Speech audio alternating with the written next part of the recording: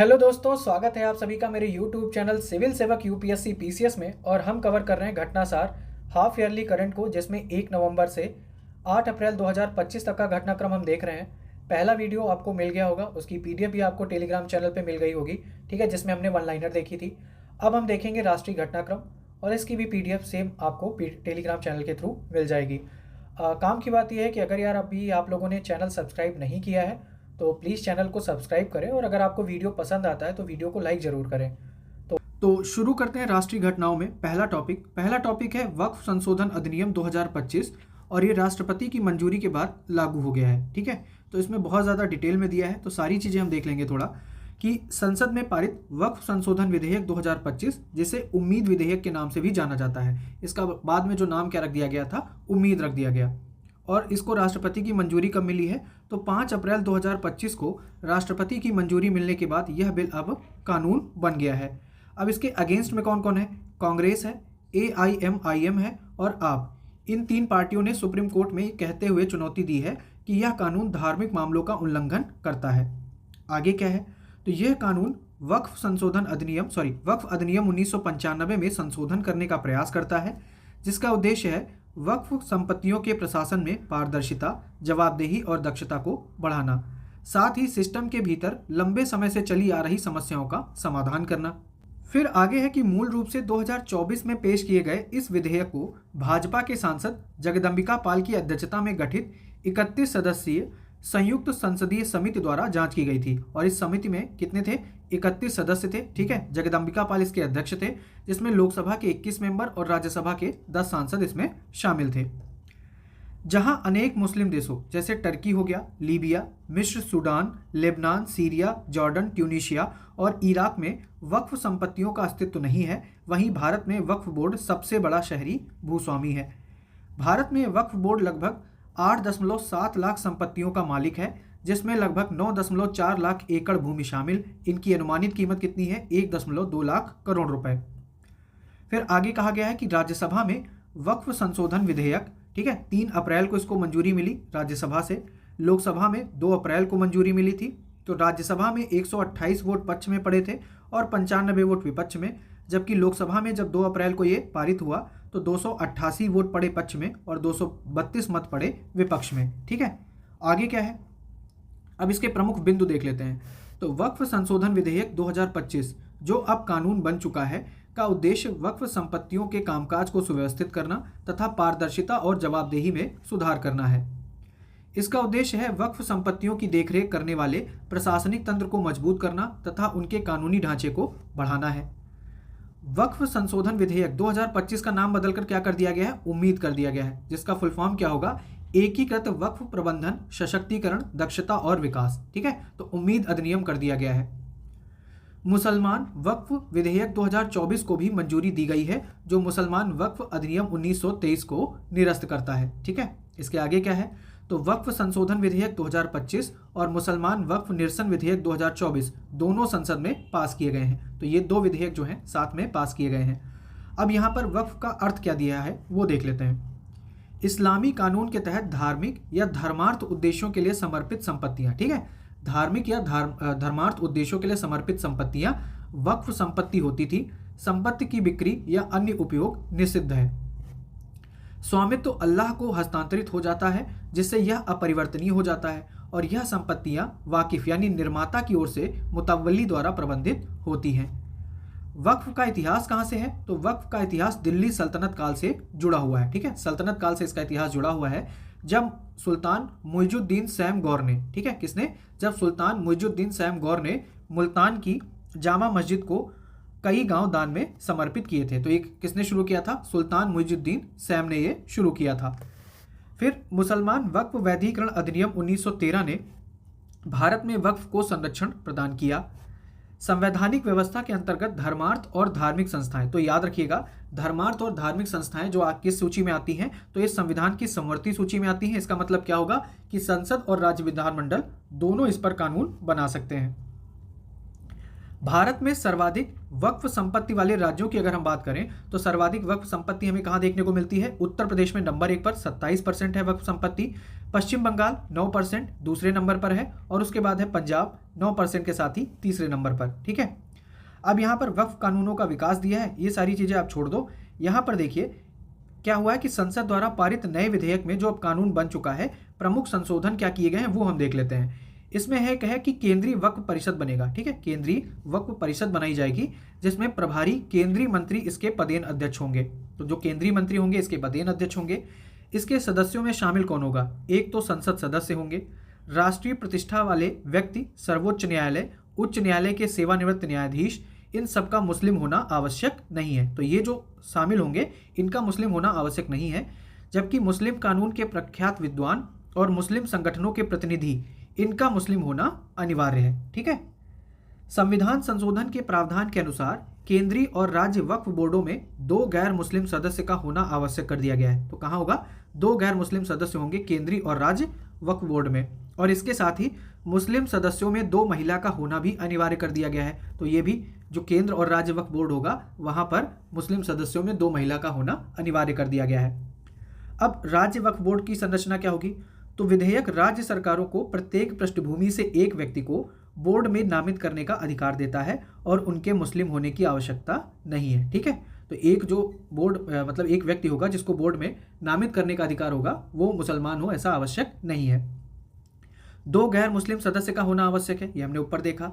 इसमें शिया, सुन्नी और पिछड़े मुस्लिम वर्ग से, ठीक है, शिया, सुन्नी और पिछड़े मुस्लिम वर्ग से एक सदस्य भी शामिल होगा। इसके अलावा 2 मुस्लिम महिला सदस्यों की भी अनिवार्यता है। तो ये देख लीजिए, है ना। अब न्यायाधिकरणों की संरचना की अगर हम बात करें तो नए बिल में मुस्लिम कानून के विशेषज्ञ को हटा दिया गया है और जिला न्यायालय के न्यायाधीश को अध्यक्ष बनाया गया है। ठीक है, राज्य सरकार संयुक्त सचिव स्तर का वर्तमान या पूर्व अधिकारी जो है वो इसकी देखरेख करेगा। न्यायाधिकरण ट्रिब्यूनल के आदेशों के विरुद्ध अपील, पूर्ववर्ती अधिनियम में कोई अपील की अनुमति नहीं थी। जो पहले अधिनियम था उसमें आप आदेश के विरुद्ध अपील नहीं कर सकते थे, लेकिन जो नया संशोधन आया है उसमें अपील की व्यवस्था की गई है और कहा गया है कि नया विधेयक न्यायाधिकरण के निर्णयों के विरुद्ध 90 दिनों के भीतर, ठीक है, कितने 90 दिनों के भीतर उच्च न्यायालय में अपील की अनुमति देता है। वक्फ संपत्तियों के सर्वेक्षण और निर्धारण की देखरेख के लिए सर्वेक्षण आयुक्त के स्थान पर, पहले होता था सर्वेक्षण आयुक्त होता था, अब क्या होगा, अब जिला कलेक्टर या वरिष्ठ अधिकारियों को नियुक्त करने का प्रावधान किया गया है। ठीक है, तो ये जो वक्फ संपत्तियां हैं उनका सर्वेक्षण और निर्धारण कौन करेगा? जिला कलेक्टर करेगा या कोई वरिष्ठ अधिकारी करेगा। वक्फ के रूप में पहचानी गई कोई भी सरकारी संपत्ति वक्फ नहीं रहेगी। स्वामित्व विवादों का समाधान कलेक्टर द्वारा किया जाएगा और कलेक्टर द्वारा राजस्व अभिलेख अद्यतन किए जाएंगे।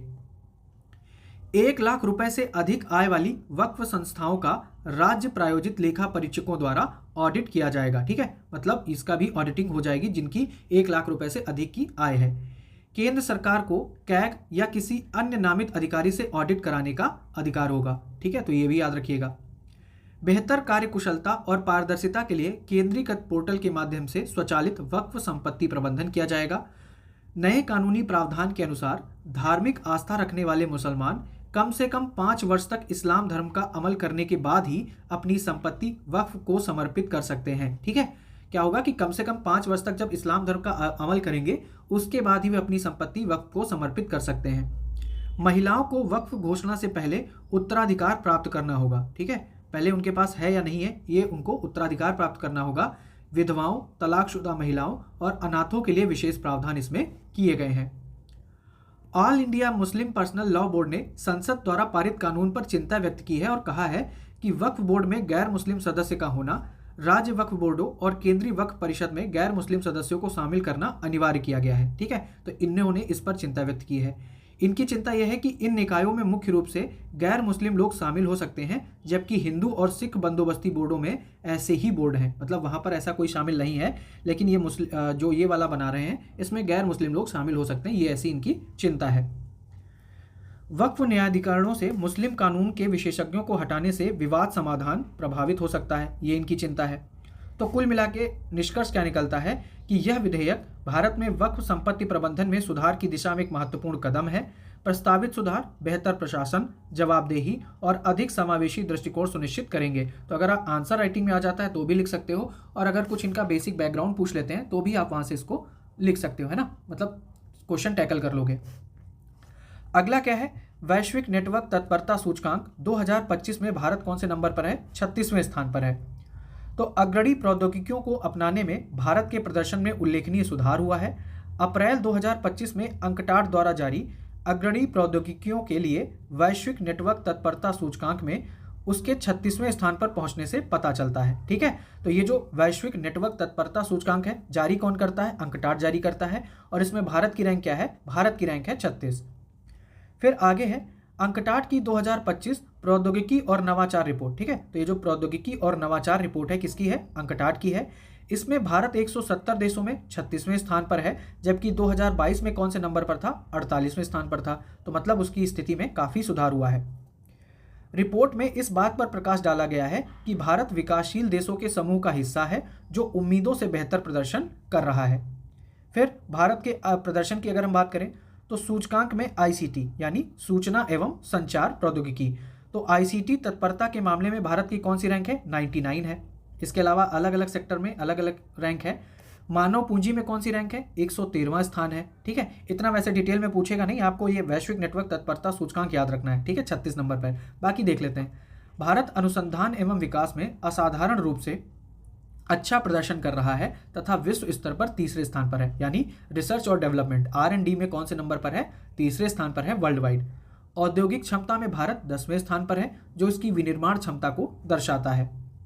वित्त तक पहुंच के मामले में, ठीक है, वित्त तक पहुंच के मामले में भारत 17वें स्थान पर है। ठीक है, कौन से नंबर पर है? 17th पोजीशन पे है भारत। फिर आगे यहाँ पर दिया है कि भारत में लगभग 13 मिलियन डेवलपर्स हैं, जो गिटहब डेवलपर्स के मामले में संयुक्त राज्य अमेरिका के बाद विश्व स्तर पर दूसरे स्थान पर आते हैं। भारत 2023 में 1.4 बिलियन अमेरिकी डॉलर के साथ एआई में निजी निवेश के मामले में विश्व स्तर पर 10वें स्थान पर है। ठीक है, एआई में जो निजी निवेश हो रहा है उस मामले में भारत क्या है? 10वें स्थान पर है। तो कुल मिला के इसमें इतना ही था। आगे देखते हैं। न्यूजीलैंड के प्रधानमंत्री भारत की यात्रा करने आए थे। तो न्यूजीलैंड के प्रधानमंत्री आरटी ऑन और क्रिस्टोफर लक्सन ने 16 से 20 मार्च 2025 तक एक उच्च स्तरीय शिष्टमंडल के साथ भारत की आधिकारिक यात्रा की है। कब से कब तक थे ये? 16 से 20 मार्च तक थे। ठीक है, और ये उनके वर्तमान कार्यकाल में भारत के लिए उनकी पहली यात्रा थी। तो ये सब छोड़ दो। इसमें आगे है कि इस दौरान जब ये भारत आए तो इन्होंने रायसीना डायलॉग 2025 के 10वें संस्करण में मुख्य अतिथि के रूप में भागीदारी की और राष्ट्रपति से मुलाकात की। नई दिल्ली स्थित हैदराबाद हाउस में 17 मार्च को आयोजित द्विपक्षीय शिखर बैठक में शीर्ष नेताओं ने समग्र द्विपक्षीय संबंधों को मजबूत करने के लिए व्यापक वार्ता की है। ठीक है, महत्वपूर्ण सहमति और समझौते, ये हम देखते हैं कि कहां कहां पर इनकी सहमति बनी है। तो भारत और न्यूजीलैंड के बीच मुक्त व्यापार समझौता यानी एफटीए पर वार्ता शुरू करने की घोषणा हुई है। डिजिटल भुगतान सहयोग पर चर्चा की बात हुई है। भारत के केंद्रीय अप्रत्यक्ष कर और सीमा शुल्क, ठीक है, भारत के केंद्रीय अप्रत्यक्ष कर और सीमा शुल्क बोर्ड और न्यूजीलैंड के सीमा शुल्क सेवा के बीच अधिकृत आर्थिक परिचालक पारस्परिक मान्यता समझौता AEO MRA पर हस्ताक्षर, जिससे व्यापार में आसानी होगी। तो पूछ सकता है कि हाल ही में, ये वाला याद रखिएगा, अधिकृत आर्थिक परिचालक पारस्परिक मान्यता समझौते पर किस देश के साथ भारत ने हस्ताक्षर किए हैं? तो किसके साथ किए हैं? न्यूजीलैंड के साथ किए हैं। बागवानी और वानिकी क्षेत्र में नई साझेदारियां स्थापित करने के लिए भारत के कृषि मंत्रालय और न्यूजीलैंड के प्राथमिक उद्योग मंत्रालय के बीच समझौतों और पत्रों का आदान प्रदान हुआ है। पर्यटन और विमानन क्षेत्र में सहयोग की बात हुई है। फिर रक्षा और सुरक्षा सहयोग की अगर हम बात करें तो भारत न्यूजीलैंड रक्षा सहयोग समझौते पर हस्ताक्षर हुआ है। सैन्य अभ्यासों में भागीदारी की बात की गई है। न्यूजीलैंड ने भारत की कंबाइंड मेरीटाइम फोर्सेज में भागीदारी का स्वागत किया है। ठीक है, तो ये याद रखिएगा। इसके अलावा और क्या है? न्यूजीलैंड ने भारत की Indo Pacific oceans initiative IPOI पहल में शामिल होने की इच्छा जताई है। याद रखना है, गुजरात में राष्ट्रीय समुद्री विरासत परिसर, ये कहाँ है? गुजरात में लोथल में है। ठीक है, तो यहाँ पर सहयोग पर चर्चा की है न्यूजीलैंड ने। फिर न्यूजीलैंड ने आपदा प्रतिरोधी बुनियादी ढांचा गठबंधन यानी CDRI में शामिल होने की भी घोषणा की है। भारत के अंतर्राष्ट्रीय सौर गठबंधन ISA में, इंटरनेशनल सोलर अलायंस में न्यूजीलैंड की भागीदारी को बढ़ावा। ठीक है, तो ये कुछ चीज़ें हैं जहाँ पर इनकी बातें हुई हैं। खेल समझौते पर हस्ताक्षर हुए हैं, जिससे दोनों देशों के बीच 100 वर्षों की खेल साझेदारी को और मजबूती मिलेगी। कितने वर्षों की? 100 वर्षों की। फिर आगे देखते हैं, न्यूजीलैंड ने भारत के संयुक्त राष्ट्र सुरक्षा परिषद यूएनएससी की स्थायी सदस्यता के दावे का समर्थन किया है। ये स्टेटमेंट आपने याद रखना है कि न्यूजीलैंड ने यूएनएससी की स्थायी सदस्यता के लिए भारत के जो दावा है उसका समर्थन किया है। ठीक है, ये आपको याद रखना है। अब बात करते हैं रायसीना डायलॉग, जिसके साथ हुई है, न्यूजीलैंड के साथ हुई है। आगे देखते हैं, तो रायसीना डायलॉग भारत का प्रमुख भू राजनीतिक और भू आर्थिक सम्मेलन है जो विश्व के सबसे ज्वलंत वैश्विक मुद्दों पर चर्चा के लिए नेताओं, नीति निर्माताओं, उद्योग विशेषज्ञों और विद्वानों को एक मंच पर लाता है।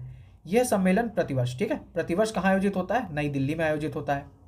जो 10वां रायसीना डायलॉग हुआ है ये कब से कब तक हुआ है? तो 17 से 19 मार्च के बीच में नई दिल्ली में आयोजित किया गया। ठीक है, 10वां संस्करण याद रखना आपने। और इस बार न्यूजीलैंड के प्रधानमंत्री क्रिस्टोफर लक्सन ये मुख्य अतिथि के रूप में इस सत्र में शामिल हुए। रायसीना डायलॉग 2025 में लगभग 125 देशों के 3500 से अधिक प्रतिभागियों ने हिस्सा लिया है। अब इसमें कौन थे? मंत्री थे, राजनयिक थे, पूर्व राष्ट्राध्यक्ष भी हैं। ठीक है, ये भी याद रखना है, पूर्व राष्ट्राध्यक्ष भी हैं, सरकारों के प्रमुख भी हैं, सैन्य कमांडर, व्यापार और उद्योग जगत के नेता, प्रौद्योगिकी क्षेत्र के अग्रणी शिक्षाविद और शोधकर्ता, पत्रकार और रणनीतिक मामलों के विशेषज्ञ, थिंक टैंक, नागरिक समाज के प्रतिनिधि, दुनिया के युवा प्रतिनिधि शामिल थे। तो मतलब इंक्लूसिव इसमें चीज़ें हैं। ठीक है, सारे लोग इसमें शामिल हैं। याद रखना ये वाला कि पूर्व राष्ट्राध्यक्ष, ठीक है, ये हो सकता है आप कंफ्यूज हो जाओ, तो इसमें याद रखना है इनमें कि पूर्व राष्ट्राध्यक्ष भी इसमें शामिल थे। रायसीना डायलॉग 2025 की थीम क्या थी? काल चक्र, जन शांति और ग्रह। ठीक है, क्या थीम है इसकी? काल चक्र, जन शांति और ग्रह। अब इसका आयोजन किसने किया है? तो इसका आयोजन ऑब्जर्वर रिसर्च फाउंडेशन के सहयोग से विदेश मंत्रालय करता है। ठीक है, और कब करता है? प्रतिवर्ष करता है। ऑब्जर्वर रिसर्च फाउंडेशन प्लस विदेश मंत्रालय प्रतिवर्ष रायसीना डायलॉग का आयोजन करता है। आगे क्या है इसमें? फिर आगे इसमें है, यहाँ पर हम देखते हैं डायलॉग 2025 का निष्कर्ष क्या निकला है। ठीक है, इसमें बात की गई है, जब विभिन्न देशों के लोग शामिल हुए हैं तो इसमें फिलीपींस की बात आई है कि फिलीपींस चाहता है कि दक्षिण चीन सागर में चीन की गतिविधियों का जवाब देने के लिए भारत स्क्वाड गठबंधन, अब स्क्वाड गठबंधन में मेंबर कौन से हैं? अमेरिका है, जापान है। क्वाड के तीनों मेंबर इसमें शामिल हैं, अमेरिका, जापान, ऑस्ट्रेलिया, और स्क्वाड में क्या है? फिलीपींस शामिल है, जबकि क्वाड में क्या है? अमेरिका, जापान, ऑस्ट्रेलिया, भारत, और स्क्वाड में कौन है? अमेरिका, जापान, ऑस्ट्रेलिया और फिलीपींस। अब फिलीपींस क्या चाह रहा है कि स्क्वाड में जो है अमेरिका, जापान और ऑस्ट्रेलिया के साथ भारत भी इसमें शामिल हो जाए, ताकि दक्षिण चीन सागर में चीन की गतिविधियों को और अच्छे से जवाब दिया जा सके। फिर इंदौर में भारत का पहला, ठीक है, पहली चीज आपके लिए इंपॉर्टेंट होती है, याद रखिएगा, इंदौर में भारत का पहला PPP green waste processing plant लगाया गया है। इसको हमने शॉर्ट में पढ़ा था। तो इंदौर स्वच्छ भारत मिशन शहरी के तहत भारत का पहला ग्रीन वेस्ट प्रोसेसिंग प्लांट स्थापित करने जा रहा है, जिसे पब्लिक प्राइवेट पार्टनरशिप मॉडल के तहत विकसित किया जाएगा। यह प्लांट इंदौर नगर निगम के लिए राजस्व उत्पन्न करेगा। सिंपल सी बात है। आगे क्या है? इसमें निजी भागीदार कौन है? Astronomical industries private limited. ठीक है, निजी भागीदार कौन है? Astronomical industries private limited. यह प्लांट लकड़ी के कचरे को लकड़ी के पेलेट्स में बदल देगा, जो कोयले का एक पर्यावरण अनुकूल विकल्प है। ठीक है, तो ये सारी चीज़ें हैं इसमें। फिर आगे देख लेते हैं, ये जो बहुत लाइमलाइट में रहा है टॉपिक, कि एशिया का पहला वर्टिकल लिफ्ट रेलवे समुद्र पुल का उद्घाटन हुआ है। तो तमिलनाडु में रामेश्वरम द्वीप को रेलमार्ग से जोड़ने वाला एशिया का पहला, ठीक है, एशिया का पहला, वर्ल्ड वाइड नहीं, याद रखना है, एशिया का पहला है वर्टिकल लिफ्ट रेलवे समुद्र पुल, जिसका नाम क्या है? पंबन ब्रिज। इसका उद्घाटन कब किया है? डेट याद रखना आपने, 6 अप्रैल को। ठीक है, 6 अप्रैल 2025 को पंबन ब्रिज का उद्घाटन हुआ है। इसकी लंबाई कितनी है? 2.08 किलोमीटर लंबा है ये, और ये रामेश्वरम को मंडपम से जोड़ता है। वैसे तो यहाँ पर 160 किलोमीटर प्रति घंटा की गति से ट्रेन चल सकेंगी, लेकिन फिलहाल जो मंजूरी मिली है वो कितनी मिली है? 75 किलोमीटर प्रति घंटे की सीमा मिली है। अब इसमें क्या होगा कि अगर कोई समुद्री जहाज रेलवे पटरी से मतलब नीचे से गुजर रहा होगा तो इसका 63 मीटर हिस्सा जो है वो ऊपर उठाया जा सकता है। तो ये इसमें खास बात है। ठीक है, आगे देखते हैं। आगे है इंदौर और उदयपुर को वेटलैंड सिटी की मान्यता मिल गई है। ये आपको ना, ये जो प्रिंट दिख रहा होगा इसका पीडीएफ का, ये थोड़ा हल्का दिख रहा होगा कहीं कहीं पे। तो होता क्या है, जब इसको स्कैन करो तो ये अच्छा दिखता है, लेकिन जब इसको जूम करो तो ये चीज़ें फटी फटी नज़र आ रही हैं, है ना। लेकिन जब आपको पीडीएफ मिलेगी तो आपको अच्छी दिखेगी, तो आप थोड़ा सा निश्चिंत रहिएगा। तो इंदौर और उदयपुर को वेटलैंड सिटी की मान्यता मिली है। तो जनवरी 2025 में इंदौर और उदयपुर रामसर अभिसमय के तहत आर्द्र भूमि शहर, ठीक है, वेटलैंड सिटी के रूप में मान्यता प्राप्त करने वाले पहले 2 भारतीय शहर बन गए हैं। कौन बने हैं? इंदौर और उदयपुर। ठीक है, पहले 2 भारतीय शहर बन गए हैं वेटलैंड सिटी की मान्यता प्राप्त करने वाले। वेटलैंड सिटी नेटवर्क उन शहरों को मान्यता देती है जो अपने प्राकृतिक और मानव निर्मित वेटलैंड के संरक्षण को प्राथमिकता देते हैं। ठीक है, फिर आगे देखते हैं। भारत के साथ एक अन्य शहर भोपाल, भारत के एक अन्य शहर भोपाल, जिसे इंदौर और उदयपुर के साथ नामित किया गया था। मतलब 3 इसमें शामिल हुए थे शहर। कौन कौन सा? भोपाल, इंदौर और उदयपुर। लेकिन भोपाल को हटा दिया गया और इंदौर और उदयपुर को मान्यता दी गई। अब इसमें क्या है कि आर्द्रभूमि दर्जा प्राप्त करने के लिए शहरों को 6 अंतर्राष्ट्रीय मानदंडों को पूरा करना होता है, जो यहाँ पर शॉर्ट में दिया है कि आर्द्रभूमि और उनकी पारिस्थितिकी सेवाओं का संरक्षण करना, स्थानीय जनसंख्या के लिए स्थायी सामाजिक आर्थिक लाभ सुनिश्चित करना। ठीक है, तो ये इनका मुख्य काम होता है।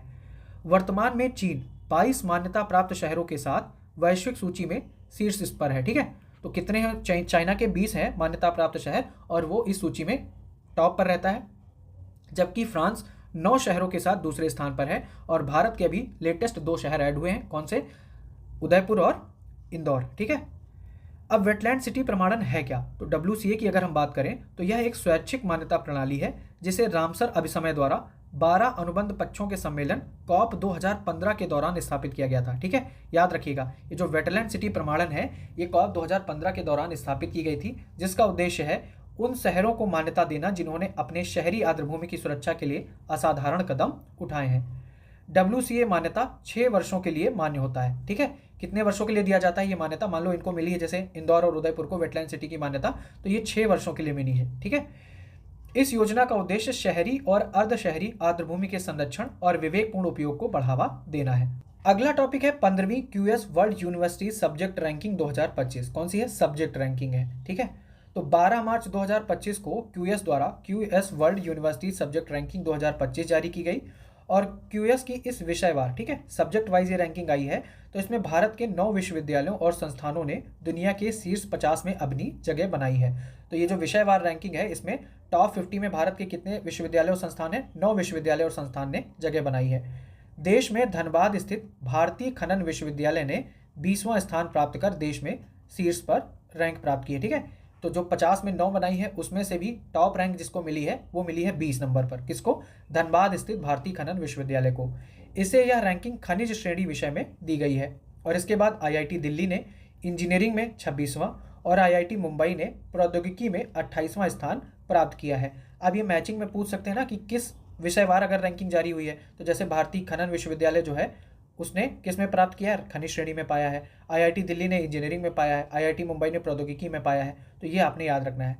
इसके अलावा IIT मद्रास, भारतीय प्रबंधन संस्थान यानी IIM अहमदाबाद व बेंगलुरु, IIM अहमदाबाद व बेंगलुरु और JNU ने शीर्ष 50 की सूची में ये भी शामिल हुए हैं। लंदन स्थित क्वाक्वेरली साइमंड्स यानी QS की रैंकिंग में IIT बॉम्बे व खड़गपुर को इंजीनियरिंग, खनिज और खनन के लिए, ठीक है, IIT बॉम्बे और खड़गपुर को किसमें, कौन सी श्रेणी में? इंजीनियरिंग, खनिज और खनन के लिए 28वें और 45वें स्थान पर रखा गया है। हालांकि दोनों संस्थानों की रैंकिंग में गिरावट आई है। तो काम की चीज़ क्या है कि इतना आप याद भी नहीं रख पाओगे। बेसिक जो चीज़ है किसने टॉप किया और क्या चीज़ें आई हैं वो याद रखो। IIM अहमदाबाद की रैंकिंग 22 से 27 हो गई है, जबकि IIM बेंगलुरु की रैंकिंग 32 से गिरकर 40 हो गई है, यानी दोनों में गिरावट आपको देखने को मिलेगी। फिर आगे क्या है? कला और मानविकी श्रेणी, ठीक है, कला और मानविकी श्रेणी में देश के कुल 10 विश्वविद्यालयों ने QS सूची में जगह बनाई है। इसमें दिल्ली यूनिवर्सिटी, जवाहरलाल नेहरू यूनिवर्सिटी और Indian institute of Bombay 200 rank सूची के अंतर्गत अपना स्थान सुरक्षित बनाए हुए हैं। जीवन विज्ञान और चिकित्सा श्रेणी में भारत से कुल 6 विश्वविद्यालयों को रैंकिंग में शामिल किया गया है। इसमें एम्स दिल्ली 226 रैंक के साथ सूची में शीर्ष पर है। रैंकिंग में शामिल होने वाले नए संस्थानों की संख्या के मामले में भारत, चीन, अमेरिका, UK और कोरिया के बाद कौन से 5वें स्थान पर है। ठीक है, याद रखिएगा। फिर QS ने अपनी वेबसाइट पर 55 विषयों के लिए रैंकिंग जारी की है। अब ये 55 विषय कौन पढ़ने जाएगा, है ना। यह रैंकिंग 5 संकेतों पर आधारित है। अब संकेत क्या है ये देख लो। एकेडमिक रेपुटेशन क्या है उसकी, एम्प्लॉयर रेपुटेशन क्या है, रिसर्च रिटेशन प्रति पेपर, H इंडेक्स और इंटरनेशनल रिसर्च नेटवर्क यानी व्यापक संकाय क्षेत्र द्वारा शामिल है। तो 5 इंडिकेटर्स हैं इसके, ठीक है, ये बात की गई है। फिर सोनप्रयाग से केदारनाथ और गोविंद घाट से हेमकुंड साहिब तक रोपवे के निर्माण को मंजूरी दे दी गई है। अब यहाँ पर है कि प्रधानमंत्री मोदी की अध्यक्षता में आर्थिक मामलों की मंत्रिमंडलीय समिति। अब ये भी याद याद रखना कि आर्थिक मामलों की मंत्रिमंडलीय समिति की बैठक कौन करता है, यानी अध्यक्षता कौन करता है, तो प्रधानमंत्री करते हैं। ठीक है, तो 11 मार्च 2025 को राष्ट्रीय रोपवे विकास कार्यक्रम पर्वतमाला परियोजना के तहत सोनप्रयाग से केदारनाथ तक 12.9 किलोमीटर लंबा, ठीक है, कितना है ये रोपवे, 12.9 किलोमीटर लंबा है सोनप्रयाग से केदारनाथ, और गोविंद घाट से हेमकुंड साहिब तक 12.4 किलोमीटर लंबे रोपवे के निर्माण को मंजूरी दी है। किलोमीटर कितना है वो जरूरी नहीं है, कहाँ किया है वो जरूरी है। फिर सोनप्रयाग केदारनाथ रोपवे परियोजना में, ठीक है, प्रयुक्त की जाने वाली तकनीक त्रि केबल डिटैचेबल गोंडोला प्रणाली है, जो एक उन्नत रोपवे तकनीक है। बाकी क्या है, दोनों यहाँ पर एक दिया है कि दोनों परियोजनाओं को डिजाइन, बिल्ड, फाइनेंस, ऑपरेट और ट्रांसफर मॉडल के तहत पीपीपी मॉडल में विकसित किया जाएगा। ठीक है, कि आप डिजाइन करो, बिल्ड करो, मतलब प्राइवेट सेक्टर डिजाइन करेगा, बिल्ड करेगा, फाइनेंस होगा, ऑपरेट करेगा और फिर ये गवर्नमेंट को ट्रांसफर कर देगा। तो ये पीपी मॉडल का नया वर्जन है ना, तो इस पर ये विकसित होगा। फिर आगे क्या है, भारत बना खाड़ी अंतर सरकारी संगठन का नया अध्यक्ष। तो 21 फरवरी 2025 को भारत ने मालदीव के माले में आयोजित 13वीं शासकीय परिषद बैठक में बांग्लादेश से, ठीक है, बांग्लादेश से बंगाल की खाड़ी अंतर सरकारी संगठन BOBPIGO Bay of Bengal programme inter government organisation की अध्यक्षता ग्रहण की है। तो बंगाल की खाड़ी अंतर सरकारी संगठन की अध्यक्षता पहले कौन कर रहा था, बांग्लादेश कर रहा था, अब कौन करेगा, अब भारत करेगा। तो कुल मिला के भारत ने इस संगठन की अध्यक्षता बांग्लादेश से ग्रहण की है। यह सम्मेलन 20 से 22 फरवरी के बीच कहाँ हुआ है, मालदीव की कैपिटल में हमने देखा, कहाँ, माले में हुआ है।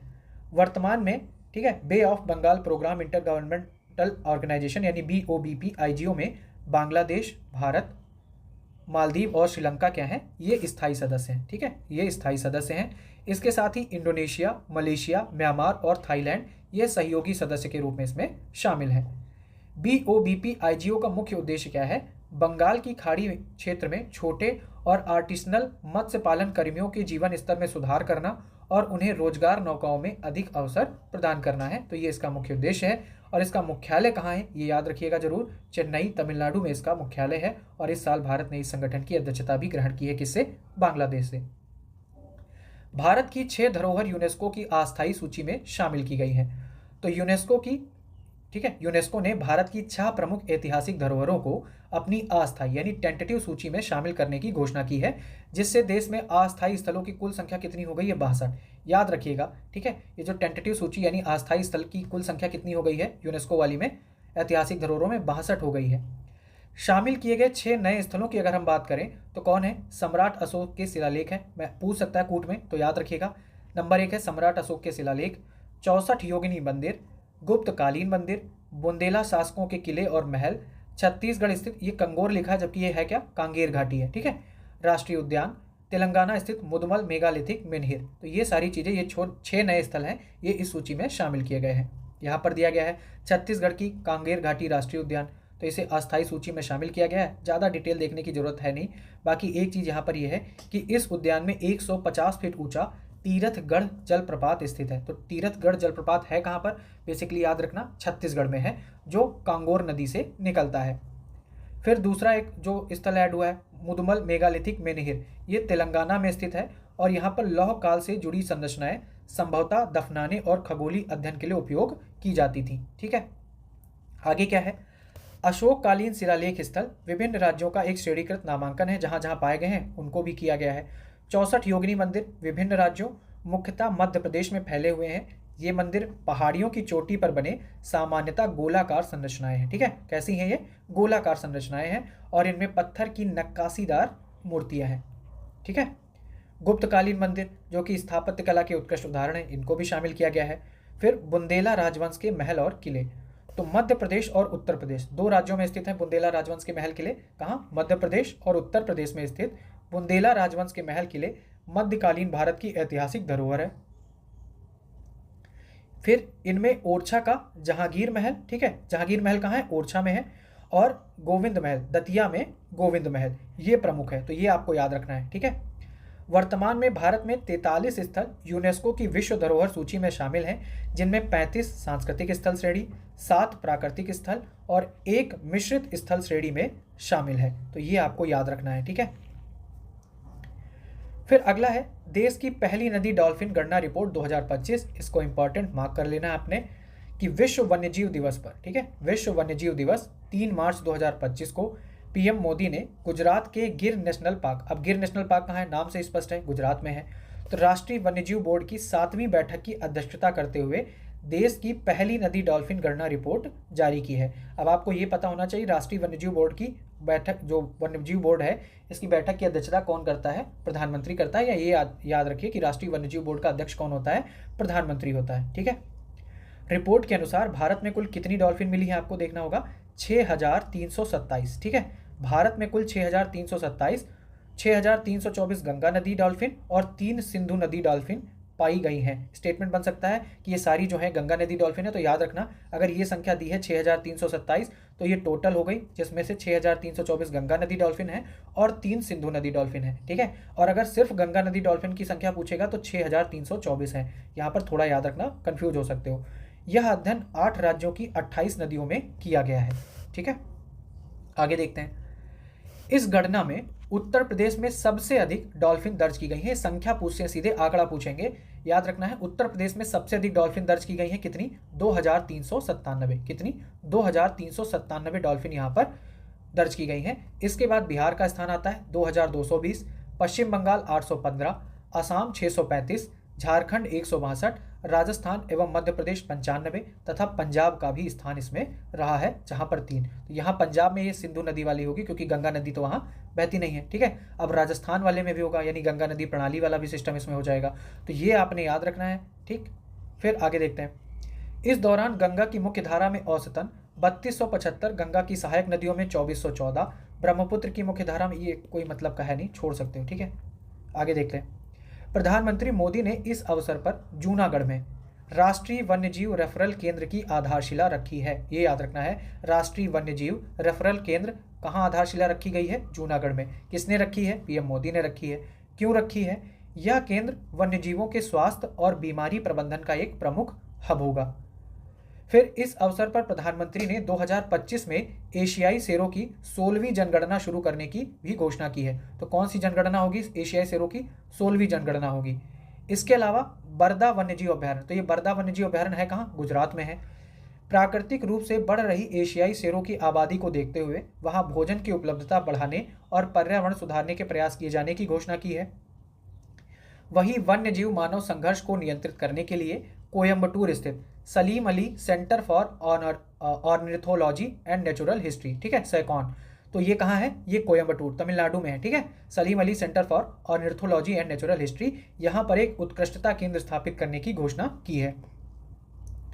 प्रधानमंत्री ने इस अवसर पर गांधी सागर अभ्यारण्य, तो गांधी सागर अभ्यारण्य कहाँ है, मध्य प्रदेश में, और बन्नी घास के मैदान कहाँ है, गुजरात में। यहाँ पर चीतों को बसाने की भी योजना की घोषणा की है। तो ये याद रखना है कहाँ पर चीते बसाने की, एक तो गांधी सागर अभ्यारण्य मध्य प्रदेश में, दूसरा बन्नी घास के मैदान गुजरात में, ठीक है। चीतों को बसाने की योजना की घोषणा की है। प्रोजेक्ट घड़ियाल के तहत घड़ियालों के संरक्षण के प्रयासों को बढ़ाने का निर्णय लिया गया है और ग्रेट इंडियन बस्टर्ड संरक्षण के लिए भी एक कार्य योजना लॉन्च की गई है। तो ये था इसमें टोटल। फिर अगला है गुजरात का पहला जैव विविधता विरासत स्थल।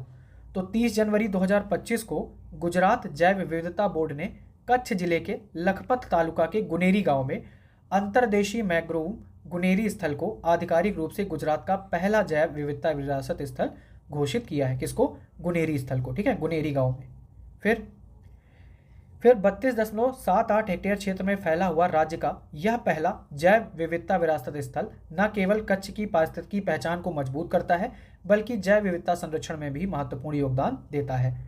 मुनेरी का यह मैंग्रोव वन एक विशेष प्रकार का पारिस्थितिकी तंत्र है। क्यों है, क्योंकि सामान्यतः ऐसे स्थल मैंग्रोव तटों पर पाए जाते हैं जहां ज्वारीय पानी 24 घंटे में एक बार आता रहता है, ठीक है। तो नॉर्मली क्या होता है कि मैंग्रोव ऐसे मैंग्रोव तटों पर पाए जाते हैं जहां ज्वारीय पानी 24 घंटे में एक बार आता है। लेकिन मुनेरी जो है ये अरब सागर से 45 किलोमीटर दूर और कोरी क्रीक से 4 किलोमीटर की दूरी पर ही स्थित है जहां समुद्र का ज्वारीय प्रवाह नहीं होता है, ठीक है। तो ये याद रखना है, इसलिए यहाँ की ये खास बात है।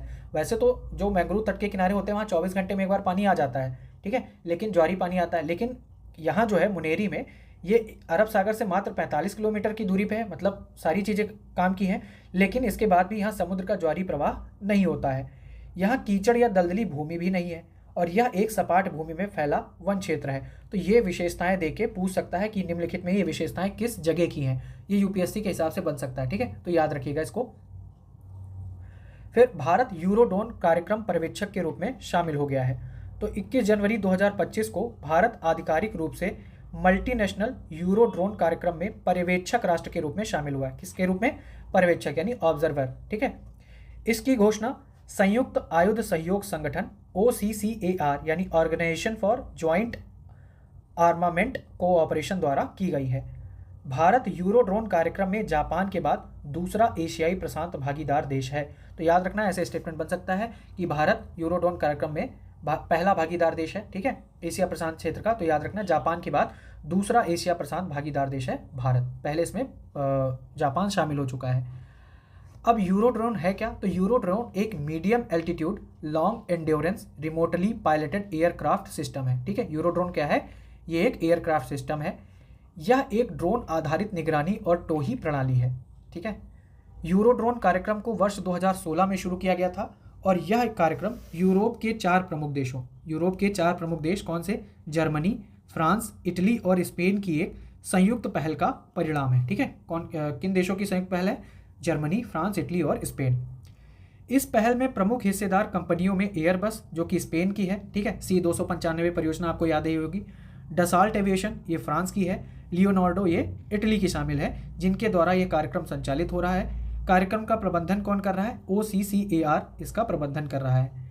यूरोड्रोन का पहला प्रोटोटाइप उड़ान वर्ष 2027 में संभावित है और इस कार्यक्रम का उद्देश्य क्या है? यूरोपीय देशों की अमेरिकी, तो ऐसे पूछ सकते हैं कि हाल ही में चर्चा में रहा MQ-9B क्या है? तो MQ-9B क्या है? ये अमेरिकी ड्रोन है। तो अमेरिकी ड्रोन पे जो निर्भरता है वो कम करना चाहते हैं यूरोपीय देश, इसलिए ये जो प्रोग्राम शुरू किया गया है, ठीक है, यूरोड्रोन कार्यक्रम। फिर अगला है IBCA फ्रेमवर्क समझौता लागू हो गया है। IBCA है क्या? अंतर्राष्ट्रीय बिग कैट अलायंस, ठीक है। तो 23 जनवरी 2025 को IBCA की स्थापना पर फ्रेमवर्क समझौता आधिकारिक तौर पर लागू हो गया है। अब क्या है? 23 जनवरी 2025 को 5 देश कौन कौन से? निकारागुआ, इस्वातनी, भारत, सोमालिया और लाइबेरिया द्वारा फ्रेमवर्क समझौते के बाद इसे पूर्ण अंतर्राष्ट्रीय कानूनी दर्जा प्राप्त हो गया, ठीक है। अब तक 27 देशों ने IBCA में शामिल होने की सहमति दी है। कितने देश इसमें? 27 देश, जिसमें भारत भी शामिल है। फिर बात करें अगर बैकग्राउंड की, तो IBCA की शुरुआत 9 अप्रैल 2023 को कब हुई थी? 9 अप्रैल 2023 को प्रधानमंत्री नरेंद्र मोदी द्वारा प्रोजेक्ट टाइगर की 50वीं वर्षगांठ के अवसर पर की गई थी। प्रोजेक्ट टाइगर कब शुरू हुआ था? 1973 में। केंद्रीय मंत्रिमंडल ने 29 फरवरी 2024 को एक बैठक में IBCA की स्थापना को मंजूरी दी थी, जिसका मुख्यालय कहाँ होगा? भारत में। तो याद रखना है IBCA का मुख्यालय भारत में है, ठीक है। इसके अलावा जो अभी आपने बे ऑफ बंगाल वाला ऊपर पढ़ा था, उसका मुख्यालय चेन्नई में है, यानी भारत में ही है। फिर इंटरनेशनल सोलर अलायंस तो उसका भी हेडक्वार्टर कहाँ है? वो भी भारत में है। तो याद रखना कि भारत में जो कुछ अंतर्राष्ट्रीय संस्थान है उनका हेडक्वार्टर भारत में है। तो ये भी याद रखना कि कौन कौन से संस्थान है वो। यह गठबंधन दुनिया भर में 7 प्रमुख बिल्ली प्रजातियों, कौन सा? IBCA की बात हो रही है, तो 7 प्रमुख बिल्ली प्रजातियां कौन है? बाघ, शेर, तेंदुआ, हिम तेंदुआ, चीता, जगुआर और प्यूमा के संरक्षण पर केंद्रित है। तो भारत में कौन सी इन 7 में से 5 प्रजातियां पाई जाती हैं, ठीक है, बाघ, शेर, तेंदुआ, हिम तेंदुआ, चीता, जबकि जगुआर और प्यूमा नहीं है। फिर अगला है वरिष्ठ नागरिक आयोग स्थापित करने वाला केरल पहला राज्य बन गया है, ठीक है, मार्क कर लीजिएगा इसको।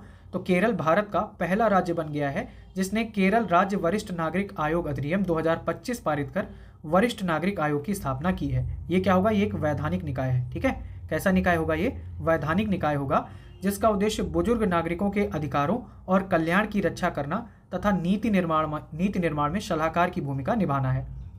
यह पहल केरल की वरिष्ठ नागरिकों की सुरक्षा, पुनर्वास और सशक्तिकरण के प्रति प्रतिबद्धता को दर्शाती है और ये भारत में अपनी तरह का पहला आयोग है। तो कुल मिला के वरिष्ठ नागरिकों के कल्याण से संबंधित है। और किसने बनाया है ये आयोग? ये बनाया है केरल ने, बस इतना याद रखना है। फिर मध्य प्रदेश के रीवा में भारत का पहला सफेद बाघ प्रजनन केंद्र। तो केंद्रीय चिड़ियाघर प्राधिकरण ने मध्य प्रदेश के रीवा जिले में भारत के पहले सफेद बाघ प्रजनन केंद्र को जनवरी 2025 में मंजूरी दे दी है, ठीक है। कहाँ बनेगा? मध्य प्रदेश के रीवा जिले में बनेगा, ठीक है, पहला सफेद बाघ प्रजनन केंद्र। इसमें क्या है? इस परियोजना को 2011 में सैद्धांतिक रूप से मंजूरी दी गई थी और इसे गोविंदगढ़ में स्थापित किया जाएगा। जो मुकुंदपुर के सफ़ेद बाग सफारी के पास स्थित है। जब बस इतना याद रखें कौन से ज़िले में बन रहा है। और रीवा को सफ़ेद बागों की भूमि भी कहा जाता है, ये आपने याद रखना है, ठीक है। सफ़ेद बागों की भूमि किसको कहते हैं? मध्य प्रदेश का एक ज़िला है रीवा, उसको कहा जाता है। फिर मध्य प्रदेश अपने अनुकरणीय वन्य जीव संरक्षण कार्यों के लिए टाइगर स्टेट, लेपर्ड स्टेट और चीता स्टेट के रूप में जाना जाता है, ठीक है। फिर एक रिपोर्ट आई है, नीति आयोग की राज्य उच्च शिक्षा पर रिपोर्ट आई है, ठीक है। वैसे तो ये कुछ चीज़ें इसमें आगे आपको मिलेंगी, वो हम देख लेते हैं और ये मेंस आंसर राइटिंग में भी काम आ जाएगा। तो नीति आयोग ने राज्यों और राज्य सार्वजनिक विश्वविद्यालयों के माध्यम से गुणवत्तापूर्ण उच्च शिक्षा का विस्तार नामक नीति रिपोर्ट 10 फरवरी 2025 को जारी की है, ठीक है। अब ये है क्या रिपोर्ट, वो देख लेते हैं। यह रिपोर्ट पहली बार विशेष रूप से राज्य सार्वजनिक विश्वविद्यालयों पर केंद्रित है। तो जो राज्य के सार्वजनिक विश्वविद्यालय हैं उन पर विशेष रूप से केंद्रित है। इसमें लगभग 80 नीतिगत सिफारिशें और एक रणनीतिक रोड मैप शामिल है। यह पहली नीति दस्तावेज है जो विशेष रूप से राज्यों और राज्य सार्वजनिक विश्वविद्यालयों पर केंद्रित है। जो ऊपर बात कही गई उसी को उन्होंने रिपीट कर दिया है। भारत में 80% उच्च शिक्षा राज्य सार्वजनिक विश्वविद्यालयों में होती है, ठीक है, याद रखिएगा। जो भारत में 80% उच्च शिक्षा है वो राज्य सार्वजनिक विश्वविद्यालयों में होती है। राज्य सार्वजनिक विश्वविद्यालय जैसे पटना हो गया, पटना यूनिवर्सिटी हो गई, ठीक है, ये लखनऊ विश्वविद्यालय होगा, ये सारी चीज़ें। फिर आगे देखते हैं यहाँ पर जो काम की है। इसमें कहा गया है कि नीति आयोग के द्वारा तैयार की गई रिपोर्ट के अनुसार राज्यों और राज्य सार्वजनिक विश्वविद्यालयों के माध्यम से गुणवत्तापूर्ण उच्च शिक्षा का विस्तार, ये रिपोर्ट का नाम है। इसके अनुसार सभी राज्यों और केंद्रशासित प्रदेशों में जम्मू और कश्मीर जीडीपी के प्रतिशत के रूप में शिक्षा पर सबसे अधिक 8.11% खर्च करता है। ये आपके लिए इंपॉर्टेंट डेटा है, याद रखना है आपने, ठीक है, कि जीडीपी के प्रतिशत के रूप में सबसे अधिक शिक्षा पर कौन खर्चा कर रहा है? जम्मू कश्मीर खर्चा कर रहा है 8.11%। उसके बाद मणिपुर खर्चा कर रहा है 7.25%। फिर मेघालय कर रहा है 6.64% और उसके बाद त्रिपुरा कर रहा है 6.19%, ठीक है। तो नंबर 1 पर कौन है जो जीडीपी के प्रतिशत के रूप में शिक्षा पर सबसे अधिक व्यय करता है? नंबर 1 पर है आपका जम्मू कश्मीर, नंबर 2 पर है मणिपुर, नंबर 3 पर है मेघालय और नंबर 4 पर है त्रिपुरा। रिपोर्ट में कहा गया है कि इसके विपरीत दिल्ली, तेलंगाना और कर्नाटक उच्च शिक्षा के लिए काफ़ी कम आवंटन करते हैं। कौन कौन? दिल्ली, तेलंगाना और कर्नाटक। फिर देश में राष्ट्रीय औसत विश्वविद्यालय घनत्व 0.8 है और सिक्किम में सबसे अधिक घनत्व है। जो सिक्किम में औसत विश्वविद्यालय घनत्व है वो सबसे ज़्यादा है, कितना है? 10.3। उसके बाद अरुणाचल प्रदेश का नंबर आता है, फिर लद्दाख का, फिर हिमाचल प्रदेश, मेघालय और उत्तराखंड का स्थान आता है। ये वाला डेटा इंपॉर्टेंट, ये याद रखना, बाकी इसको भी देख लीजिएगा। फिर आगे देखते हैं, आगे और भी डेटा मिलेगा आपको। रिपोर्ट में कहा गया है कि बिहार, उत्तर प्रदेश, पश्चिम बंगाल और महाराष्ट्र जैसे अत्यधिक आबादी वाले राज्यों में राज्य स्तर पर विश्वविद्यालय घनत्व राष्ट्रीय औसत से कम है, जबकि बिहार में यह सबसे कम 0.2 है, ठीक है। तो कहाँ पर राज्य स्तर पर विश्वविद्यालय घनत्व राष्ट्रीय औसत से कम है? कहाँ पर? बिहार, उत्तर प्रदेश, पश्चिम बंगाल, महाराष्ट्र। मतलब इनकी जनसंख्या ज़्यादा है लेकिन जो विश्वविद्यालय घनत्व राष्ट्रीय औसत का है, ठीक है, मतलब विश्वविद्यालय घनत्व राष्ट्रीय औसत से कम है, ये बात इसमें की गई है। और बिहार में सबसे कम है, कितना? 0.2। रिपोर्ट के अनुसार केरल, छत्तीसगढ़ और हिमाचल प्रदेश जैसे राज्यों में महिलाओं की नामांकन दर पुरुषों की तुलना में अधिक है। कहाँ कहाँ? केरल में है, छत्तीसगढ़ में है और हिमाचल प्रदेश में। इन राज्यों में महिलाओं की जो नामांकन दर है वो पुरुषों की तुलना में अधिक है। भौगोलिक रूप से छोटे राज्यों तथा चंडीगढ़, मिजोरम और अंडमान निकोबार द्वीप समूह जैसे यूटीज में पुरुष महिला नामांकन अपेक्षाकृत संतुलित है, मतलब लगभग बराबर देखने को मिलता है चंडीगढ़, मिजोरम और अंडमान निकोबार में। फिर उच्च शिक्षा पर, ठीक है, उच्च शिक्षा पर प्रति युवा खर्च के मामले में सबसे ऊपर कौन है? ये इंपॉर्टेंट डेटा है, याद रखिएगा। उच्च शिक्षा पर प्रति युवा खर्च के मामले में नंबर 1 पर है केरल, ठीक है, केरल नंबर 1 पर, तमिलनाडु नंबर 2 पर, महाराष्ट्र नंबर 3 पर, आंध्र प्रदेश नंबर 4 पर और तेलंगाना नंबर 5 पर, ठीक है। तो उच्च शिक्षा पर प्रति युवा खर्च के मामले में नंबर 1 कौन है? केरल, फिर तमिलनाडु और फिर महाराष्ट्र, जबकि राजस्थान, पंजाब और छत्तीसगढ़ राज्य पिछड़े हैं। रिपोर्ट में पाया गया है कि महाराष्ट्र 11,421 करोड़ के बजट के साथ उच्च शिक्षा के वित्त पोषण में सबसे आगे है, ठीक है। अब यहाँ पर डाउट हो सकता है कि एक तो था कि जीडीपी के प्रतिशत के रूप में शिक्षा पर सबसे अधिक खर्चा कौन कर रहा है? जम्मू कश्मीर। अब यहाँ पर बात की गई है कि उच्च शिक्षा के वित्त पोषण में सबसे आगे कौन है, तो वो महाराष्ट्र है। अगर जीडीपी से रिलेट करते हुए है तो जम्मू कश्मीर, और अगर वित्त पोषण की बात करें तो महाराष्ट्र टिक करना है। उसके बाद बिहार आता है नंबर 2 पर और नंबर 3 पर आता है तमिलनाडु। राज्यों में उच्च शिक्षा के लिए सबसे कम बजट कौन दे रहा है? सिक्किम, फिर अरुणाचल प्रदेश और उसके बाद नागालैंड। फिर जीएसडीपी के प्रतिशत के रूप में उच्च शिक्षा व्यय पर विचार करते समय बिहार 1.56% के साथ शीर्ष पर है। ये याद रखिएगा, सकल राज्य घरेलू उत्पाद के प्रतिशत के रूप में अगर उच्च शिक्षा व्यय से हम कंपेयर करेंगे तो उसमें बिहार नंबर 1 पर आता है। उसके बाद जम्मू कश्मीर आता है 1.53% और मणिपुर तीसरे नंबर पर आता है 1.45%। ठीक है, ये आपने याद रखना है। इस मामले में तेलंगाना सबसे कम प्रतिशत है, जबकि गुजरात और राजस्थान 0.23% आवंटित करते हैं जीएसडीपी के रूप में। फिर अगला है, जम्मू कश्मीर स्थित सोनमर्ग सुरंग का उद्घाटन हुआ है। तो श्रीनगर कारगिल लेह राष्ट्रीय राजमार्ग पर गांदरबल जिले में गगनवीर व सोनमर्ग के बीच जैड मोड़ पर निर्मित, ठीक है, जैड मोड़ पर निर्मित 6.5 किलोमीटर लंबी जैड मोड़ मूर्ति यानी सुरंग, जिसे सोनमर्ग सुरंग कहा जाता है, उसका लोकार्पण किया है प्रधानमंत्री नरेंद्र मोदी ने 13 जनवरी 2025 को। इस सुरंग को सोनमर्ग से श्रीनगर, ठीक है, इस सुरंग को क्या किया जाएगा, सोनमर्ग से श्रीनगर तथा बाद में लद्दाख तक आवागमन को बेहतर बनाने के लिए निर्मित किया गया है। इसके निकट है जोजिला सुरंग, जिसके 2026 तक पूरी होने की संभावना है। ये श्रीनगर लेह राष्ट्रीय राजमार्ग पर सुरंग कारगिल व लद्दाख के अन्य मौसम में कनेक्टिविटी प्रदान करेगा। तो ठीक है, अब इसीलिए किया ही जा रहा, सुरंग क्यों बनाई जा रही, ठीक है, वहाँ जाने के लिए तो बनाई नहीं जाएगी। आगे देखते हैं, मध्य प्रदेश का माधव राष्ट्रीय उद्यान 58वां तथा रातापानी वन्यजीव टाइगर अभ्यारण्य 57वां टाइगर रिजर्व बन गया है। तो अभी फिलहाल आपको याद रखना है कि भारत में कितने टाइगर रिजर्व हैं, टोटल 58 टाइगर रिजर्व हैं। ठीक है, तो देश के 58वें और मध्य प्रदेश के 9वें टाइगर रिजर्व के रूप में माधव टाइगर रिजर्व को उद्घाटन 10 मार्च 2025 को किया गया है। माधव बाघ अभ्यारण्य मध्य प्रदेश के शिवपुरी में स्थित है। कहाँ है, मध्य प्रदेश के शिवपुरी में स्थित है। वर्तमान में इस टाइगर रिजर्व में कुल 5 बाघ हैं, जिन्हें हाल ही में जन्मे 2 शावक हैं। आगे देखते हैं, फिर आगे इसमें है कि मध्य प्रदेश सरकार ने रायसेन जिले में स्थित रातापानी वन्यजीव अभ्यारण्य को दिसंबर 2024 में टाइगर रिजर्व के रूप में अधिसूचित किया। तो आपने पहले तो वो देख लिया माधव, अब इसमें एक था रातापानी। ठीक है, ये 57वां अधिसूचित टाइगर रिजर्व है और मध्य प्रदेश का 8वां। तो रातापानी टाइगर रिजर्व मध्य प्रदेश का 8वां तथा देश का 57वां अधिसूचित टाइगर रिजर्व है, जबकि माधव जो है वो मध्य प्रदेश का 9वां और देश का 58वां अधिसूचित टाइगर रिजर्व है। जबकि गुरु घासीदास तमोर पिंगला टाइगर रिजर्व छत्तीसगढ़ का 4था टाइगर रिजर्व है।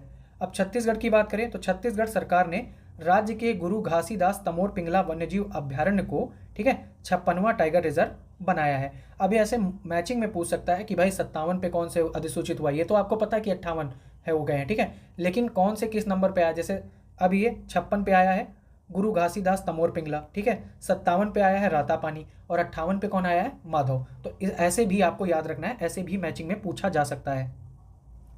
देश में यूसीसी लागू करने वाला उत्तराखंड पहला राज्य बन गया है। अब यूसीसी का प्रावधान किस में है, आर्टिकल 44 पढ़ते हो जब आप टीपीएसपी में, तो वहां पर यूसीसी का प्रावधान है। ठीक है, आगे क्या है कि उत्तराखंड में पुष्कर सिंह धामी के नेतृत्व वाली भाजपा सरकार ने 27 जनवरी 2025, डेट याद रखना आपने, 27 जनवरी 2025 से राज्य में समान नागरिक संहिता लागू करके स्वतंत्रता के पश्चात देश में यूसीसी लागू करने वाला पहला राज्य बन गया है। उत्तराखंड के अलावा गोवा में भी समान नागरिक संहिता पुर्तगाली शासनकाल से ही लागू है।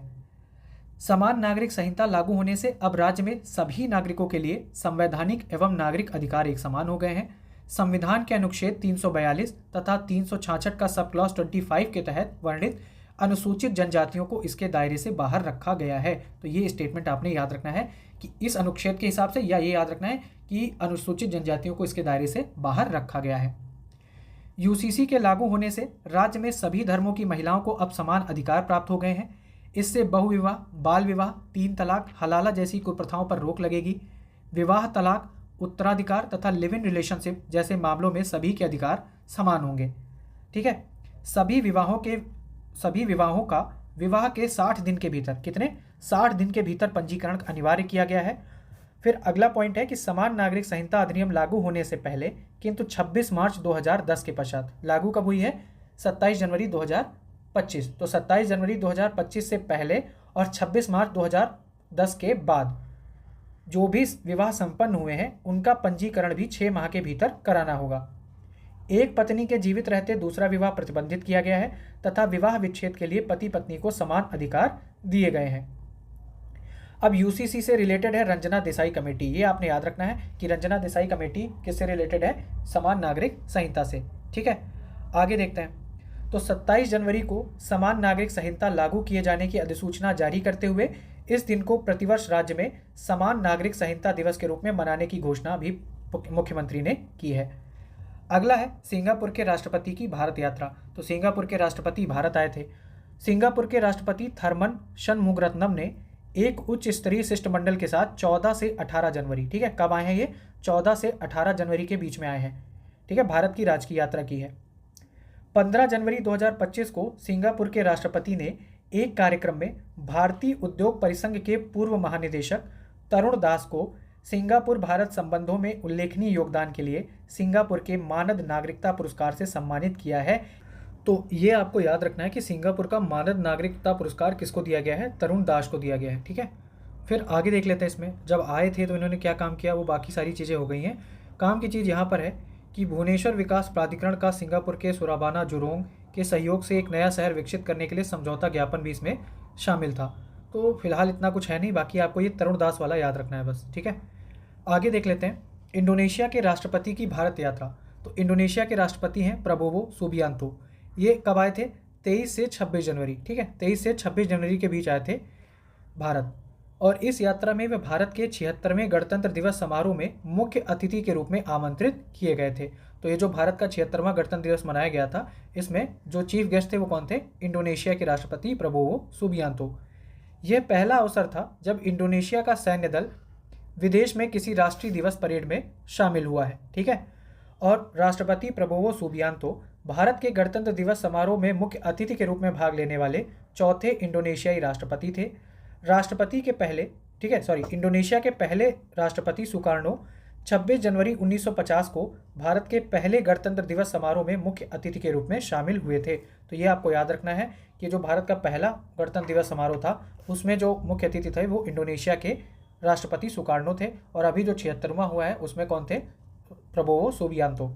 फिर वर्ष 2025 को भारत आसियान पर्यटन वर्ष के रूप में मनाए जाने के फलस्वरूप भारत व इंडोनेशिया के बीच सांस्कृतिक आदान प्रदान तथा पर्यटन को भी बढ़ावा मिलने की आशा दोनों पक्षों ने व्यक्त की है। तो ये आपको याद रखना है, भारत आसियान पर्यटन वर्ष किस मनाया जाएगा, 2025 को मनाया जा रहा है, ठीक है।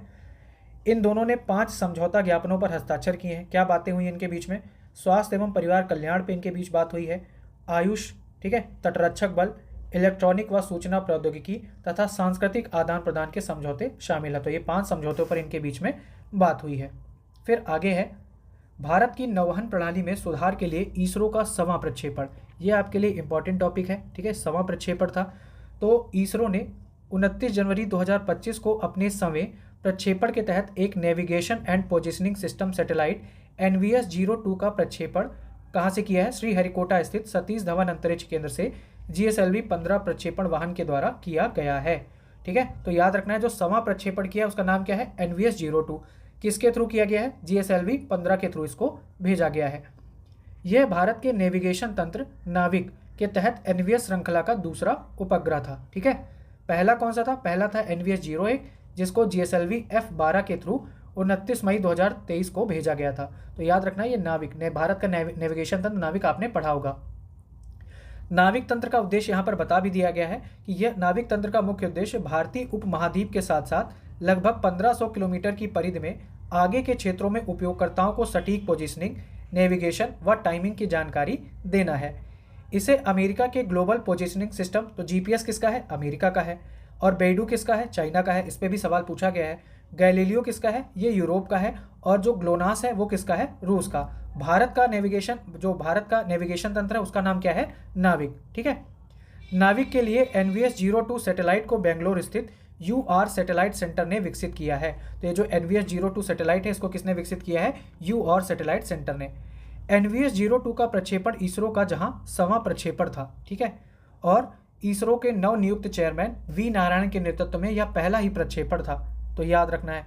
फिर आगे याद रख लेते हैं वन स्थिति रिपोर्ट 2023 जो कि मोस्ट इंपॉर्टेंट है, ठीक है, और ये आपके लिए जो 2025 वाला UPSC होगा वहाँ भी काम आएगी, इवन जो RO और जो सारी चीज़ें हैं वहाँ भी काम आने वाला है, याद रखिएगा। तो भारत में वनों की स्थिति पर आधारित फॉरेस्ट सर्वे ऑफ इंडिया की वर्ष 2023 की भारत वन स्थिति रिपोर्ट केंद्रीय पर्यावरण, वन एवं जलवायु परिवर्तन मंत्रालय द्वारा 21 जनवरी 2025 को जारी की गई है। इस रिपोर्ट का प्रकाशन जो है वो 2-2 वर्ष के अंतराल पर किया जाता है, मतलब हर दूसरे वर्ष इसका प्रकाशन होता है। 2023 की यह रिपोर्ट इस श्रृंखला में 18वीं द्विवार्षिक रिपोर्ट है। तो ये जो 2023 की रिपोर्ट आई है वन स्थिति रिपोर्ट, ये कौन से नंबर की है? 18वां संस्करण इसका, ठीक है।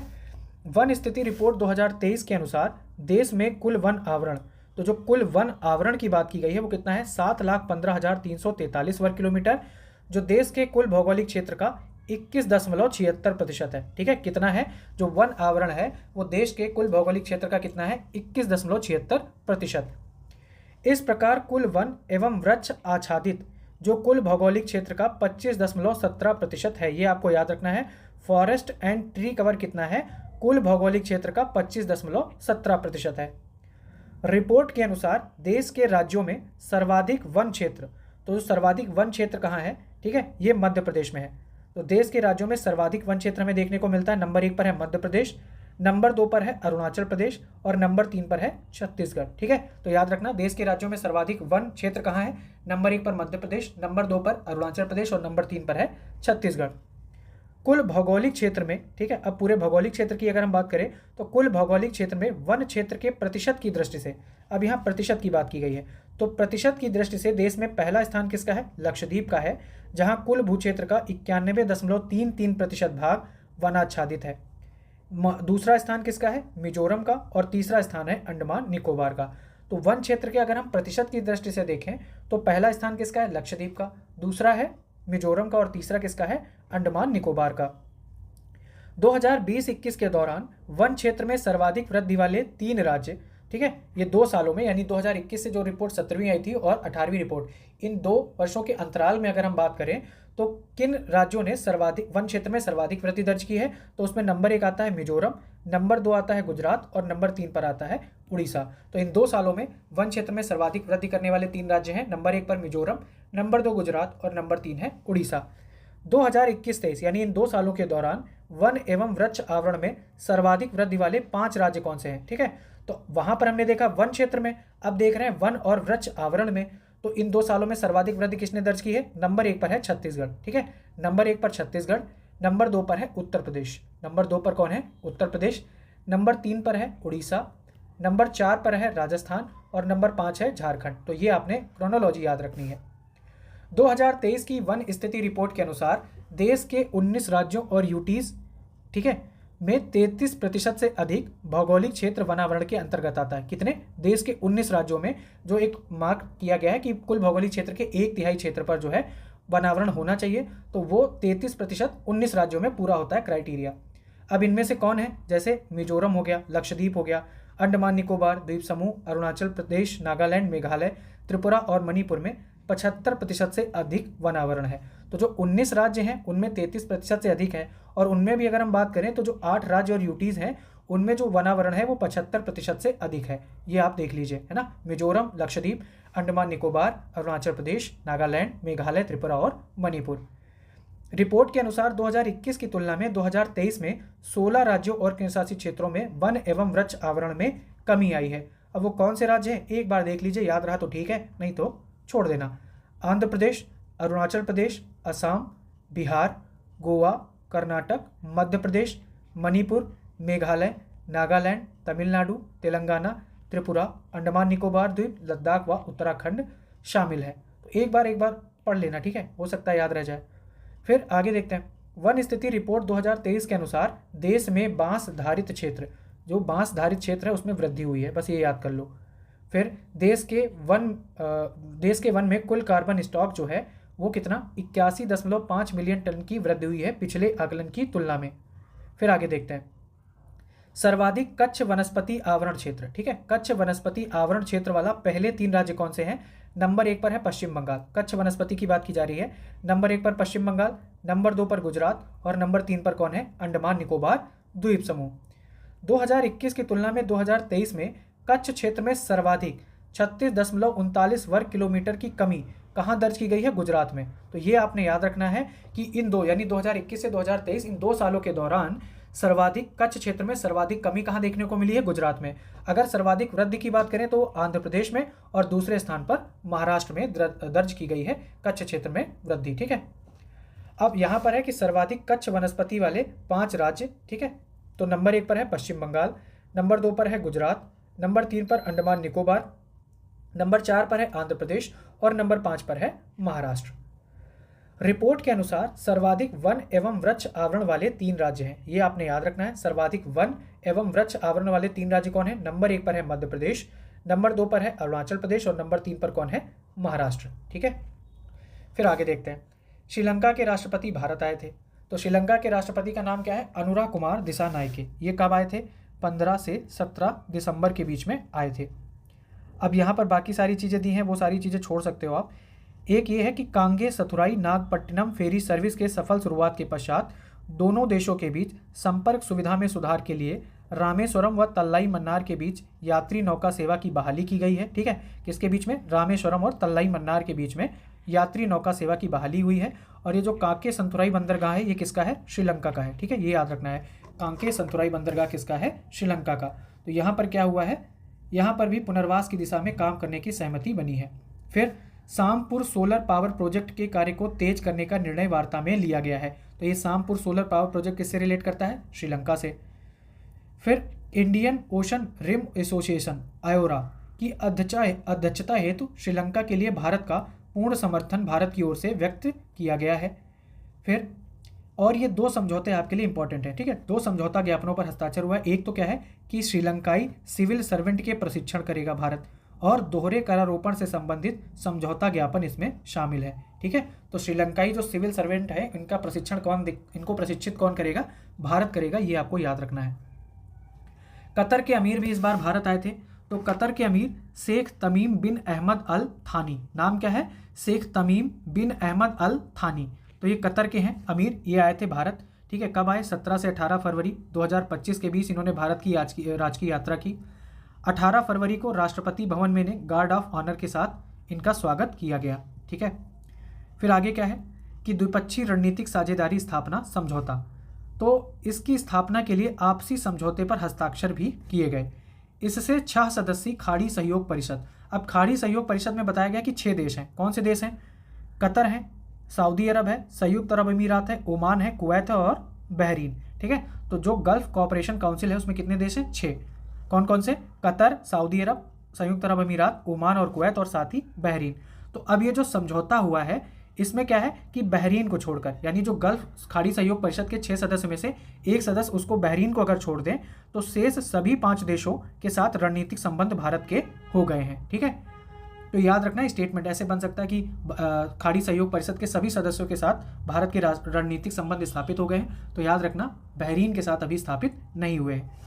दोनों देशों के बीच दोहरे कराधान से बचाव के लिए संशोधित समझौते के लिए भी अलग से एक समझौते पर हस्ताक्षर किया गया है।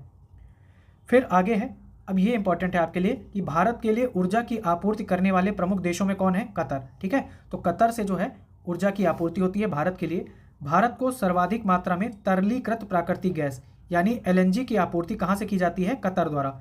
ठीक है, तो सबसे ज़्यादा जो LNG की आपूर्ति होती है वो हमें कहाँ से होती है? कतर से हमें मिलता है LNG। ठीक है, फिर अगला है केंद्रीय मंत्री अश्विनी वैष्णव द्वारा AI कोशा, AI कंप्यूटर पोर्टल और फाउंडेशन AI मॉडल लॉन्च किया गया है। याद रखना है कि ये लॉन्च किसने किया है? केंद्रीय मंत्री अश्विनी वैष्णव ने लॉन्च किया है। तो AI यात्रा में एक महत्वपूर्ण मील का पत्थर स्थापित करते हुए 6 मार्च 2025 को केंद्रीय IT मंत्री अश्विनी वैष्णव ने India AI computer portal, AI कोशा और डेटा सेट प्लेटफॉर्म सहित कई अन्य पहले लॉन्च की हैं। तो AI कोशा क्या है? AI कोशा संरचित और प्रमाणित डेटा प्रदान करके AI मॉडल विकास की प्रक्रिया को सरल बनाएगा। ठीक है, जिससे क्या होगा कि शोधकर्ताओं और जो बिजनेसमैन हैं उनको मजबूत AI एप्लीकेशन बनाने में मदद मिलेगी। फिर फाउंडेशनल मॉडल क्या है? तो फाउंडेशनल मॉडल वह बड़ा AI मॉडल होता है जिसे विशाल डेटा सेट पर प्रशिक्षित किया जाता है और जो विभिन्न AI कार्यों को पूरा करने में सक्षम होता है, जैसे कि ChatGPT, ठीक है, गूगल जेमिनी हो गया, मेटा होगा, लियामा हो गया। तो ये सब क्या है? ये AI पोर्टल है। यहाँ पर आप क्या कर सकते हो? विशाल डेटा सेट पर जिस पर प्रशिक्षित किया जाता है और विभिन्न AI कार्य कर लिए जाते हैं। ठीक है, फिर इंडिया AI कंप्यूट पोर्टल, यहाँ पर एक और पोर्टल की बात की गई है, वो आपने देखा, वो देख लेते हैं। तो इंडिया AI कंप्यूट पोर्टल क्या है? तो सबसे महत्वपूर्ण घोषणाओं में से था एक इंडिया AI पोर्टल का शुभारंभ। ठीक है, इंडिया AI कंप्यूट पोर्टल का शुभारंभ जो 18,000 से अधिक GPU क्लाउड स्टोरेज और विभिन्न AI सेवाओं तक पहुंच प्रदान करेगा। इस पोर्टल को छात्रों, स्टार्टअप, शोधकर्ताओं, शैक्षणिक संस्थानों और सरकारी विभागों के लिए डिजाइन किया गया है। यह सस्ती दरों पर एआई संसाधनों की उपलब्धता सुनिश्चित करता है। ठीक है, ये सारी चीज़ें हो गई। फिर एक और योजना है कि राष्ट्रीय जलमार्गों से कार्गो परिवहन हेतु जलवाहक योजना। तो राष्ट्रीय जलमार्ग 1 किससे रिलेट करता है? गंगा नदी से। राष्ट्रीय जलमार्ग 2 ये ब्रह्मपुत्र नदी से। और राष्ट्रीय जलमार्ग 16 ये किससे रिलेट करता है? बराक नदी से। कमेंट बॉक्स में अगर आप बताना चाहो, श्रद्धा हो तो बता देना कि जो बराक नदी है वो किस राज्य में प्रवाहित होती है। तो जलमार्ग 1, 2 और 16 के माध्यम से लंबी दूरी के कार्गो परिवहन को प्रोत्साहित करने के लिए, ठीक है, जलवाहक का शुभारंभ केंद्रीय बंदरगाह जहाजरानी जलमार्ग मंत्री श्री सर्बानंद सोनोवाल ने 15 दिसंबर 2024 को कोलकाता से किया है। तो इन वाटर हाईवेज के थ्रू क्या होगा कि कार्गो परिवहन किया जाएगा। इसके लिए एक जलवाहक योजना का शुभारंभ हुआ है 15 दिसंबर 2024 को कोलकाता से। किसने किया है? केंद्रीय बंदरगाह जहाजरानी जलमार्ग मंत्री श्री सर्बानंद सोनोवाल। इसके तहत राष्ट्रीय जलमार्ग पर कोलकाता पटना, वाराणसी पटना कोलकाता खंड पर तथा राष्ट्रीय जलमार्ग 2 पर कोलकाता व गुवाहाटी के पांडु के बीच निर्धारित कार्गो जहाज सेवा शुरू की गई है। ठीक है, यह क्या शुरू करेगा? कोलकाता से शुरू की गई यह नियमित निर्धारित माल सेवा सुनिश्चित करेगी कि एक निश्चित समय सीमा के भीतर कार्गो का परिवहन एवं वितरण किया जाए। तो इसमें ऐसा कुछ खास था नहीं कि पारगमन समय क्या है, ये सब नहीं पूछा जाएगा। इतना याद रखना है कि योजना शुरू की गई है, इसका उद्घाटन कब हुआ है, कहाँ से हुआ है, किसने किया है और क्यों किया है। ठीक है, ये आप लोग याद रखना है पीसीएस के अकॉर्डिंग। फिर रेखा गुप्ता दिल्ली की 9वीं तथा चौथी महिला मुख्यमंत्री बन गई हैं। तो 19 फरवरी 2025 को दिल्ली के शालीमार बाग से पहली बार विधायक बनी रेखा गुप्ता को भारतीय जनता पार्टी द्वारा भाजपा के दिल्ली विधायक दल का नेता चुना गया है। श्रीमती गुप्ता यानी रेखा गुप्ता दिल्ली की 9वीं मुख्यमंत्री होंगी और चौथी महिला मुख्यमंत्री होंगी। इससे पहले 3 कौन थी? सुषमा स्वराज हो गई हैं, शीला दीक्षित और आतिशी। ये अन्य महिलाएं हैं जिन्होंने पूर्व में दिल्ली के मुख्यमंत्री का पद संभाला है। अब ये चौथी महिला मुख्यमंत्री बनी है रेखा गुप्ता। इनका डिटेल क्या है वो सारी चीज़ें आप छोड़ दो। दिल्ली विधानसभा सीटों में, दिल्ली जो विधानसभा है इसमें कितनी सीटें हैं? इसमें है 70। ठीक है, ये आपको याद रखना है। दिल्ली विधानसभा में सीट कितनी है? 70। ठीक, कितनी है? 70। फिर बंगाल लगातार तीसरे साल पक्षी गणना में भारत में सबसे आगे रहा है। तो लगातार तीसरी बार पश्चिम बंगाल देश में सर्वाधिक पक्षी प्रजातियों की गणना में शीर्ष स्थान प्राप्त किया है। ग्रेट बैकयार्ड बर्ड काउंट, ठीक है, जीबीबीसी दुनिया के सबसे बड़ी पक्षी गणना कार्यक्रमों में से एक है जिसमें दुनिया भर के पक्षी प्रेमी हिस्सा लेते हैं। तो ये जो ग्रेट बैकयार्ड बर्ड काउंट है यानी जीबीबीसी 2025 का आयोजन 14 से 17 फरवरी के बीच में हुआ। ठीक है, जिसमें भारत भर में कुल 1068 पक्षी प्रजातियों का दस्तावेजीकरण किया गया। पश्चिम बंगाल ने 543 पक्षी प्रजातियों की गणना के साथ शीर्ष स्थान प्राप्त किया है। तो ये याद रखना है कि देश में सर्वाधिक पक्षी प्रजातियों की गणना में शीर्ष स्थान किसने हासिल किया है? पश्चिम बंगाल ने। आगे देखते हैं, दार्जिलिंग ने बंगाल में सर्वाधिक 252 प्रजातियों की गणना की है। तो अगर बंगाल में ही बात करें, एक तो बंगाल से रिलेटेड डेटा हो गया। अब राज्यवार अगर हम बात करें तो बंगाल में दार्जिलिंग ने सर्वाधिक 252 प्रजातियों की गणना की है। गणना के दौरान जो विशेष दुर्लभ पक्षी देखे गए हैं जैसे इबिस बिल हो गया, ठीक है, स्पॉटेड क्रेक हो गया और कॉमन स्टारलिंग हो गया, ये सब क्या है? ये पक्षी हैं। फिर आगे देख लेते हैं, प्रजातियों की संख्या अनुसार शीर्ष 5 राज्यों की अगर हम बात करें तो जो पक्षी प्रजातियां हैं, नंबर 1 पर कौन है? पश्चिम बंगाल 543 है। नंबर 2 पर है उत्तराखंड 446 प्रजातियां हैं। असम में 414, महाराष्ट्र में 414 और कर्नाटक में 380। ठीक है, फिर आगे देख लेते हैं, भारत डिजिटल पायलट लाइसेंस शुरू करने वाला दुनिया का दूसरा देश बन गया है। तो याद रखिएगा, डिजिटल पायलट लाइसेंस शुरू करने वाला दुनिया का दूसरा देश कौन बन गया है? भारत बन गया है। और पहला कौन है? पहला है चाइना। ठीक है, पहला चाइना है और दूसरा बन गया है भारत। चाइना पहला और दूसरा भारत। तो इसमें ज़्यादा कुछ है नहीं। इस पहल का उद्देश्य क्या होगा कि पायलटों के लिए लाइसेंसिंग प्रक्रिया को आसान और डिजिटल बनाना, सुरक्षा, पारदर्शिता और दक्षता को बढ़ावा देना तथा विमानन क्षेत्र में डिजिटल परिवर्तन की गति देना है। तो कुल मिला के इसमें इतना ही है, बाकी सारी चीज़ें छोड़ सकते हो। भारत की पहली समर्पित जीसीसी नीति 2025 लॉन्च की गई है। तो मध्य प्रदेश ने भारत के आर्थिक परिदृश्य में एक महत्वपूर्ण कदम उठाते हुए देश की पहली समर्पित ग्लोबल कैपेबिलिटी सेंटर जीसीसी नीति 2025 का अनावरण फरवरी 2025 में किया है। ठीक है, तो ये जो जीसीसी नीति 2025 का अनावरण हुआ है फरवरी 2025 में, किसने किया है? मध्य प्रदेश ने। सरकार के इस पहल का उद्देश्य क्या है कि जो बहुराष्ट्रीय कंपनियां हैं उनको आकर्षित करना, इंदौर, भोपाल और जबलपुर जैसे टीयर 2 शहरों में वैश्विक नवाचार और सहयोग के लिए एक मजबूत पारिस्थितिकी तंत्र तैयार करना है। कहाँ पर? टीयर 2 शहरों में। ठीक है, टीयर 2 शहरों में क्या करना है? नवाचार और सहयोग के लिए एक मजबूत पारिस्थितिकी तंत्र तैयार करना है। नई जीसीसी नीति का उद्देश्य मेट्रो शहरों से ध्यान हटाकर, ये आपको याद रखना कि ये मेट्रो शहरों पर ध्यान नहीं देगा, बल्कि उभरते जो शहरी केंद्र हैं उन पर इनका ध्यान केंद्रित होगा। ठीक है, नीति के तहत मध्य प्रदेश में जीसीसी स्थापित करने वाली कंपनियों को 40% तक की पूंजी सब्सिडी मिलेगी, अधिकतम 30 करोड़ मिलेगा। फिर आगे देख लेते हैं। व्यवसाय करने में आसानी के लिए एक नो क्वेरी पोर्टल भी शुरू किया गया है। हालांकि इसमें याद आपको क्या कर रखना था कि जो भारत की पहली समर्पित जीसीसी नीति 2025 है, ये किसने लॉन्च की है? मध्य प्रदेश ने लॉन्च की है। अगला है राष्ट्रीय हल्दी बोर्ड का गठन हुआ है। ठीक है, तो राष्ट्रीय हल्दी बोर्ड की अगर हम बात करें तो 14 जनवरी 2025 यानी खिचड़ी वाले दिन केंद्रीय वाणिज्य एवं उद्योग मंत्री पीयूष गोयल ने नई दिल्ली में, ठीक है, राष्ट्रीय हल्दी बोर्ड का शुभारंभ किया है। और इस बोर्ड के पहले अध्यक्ष कौन बन गए हैं? याद रखिएगा, पल्ले गंगा रेड्डी। ठीक है, पल्ले गंगा रेड्डी।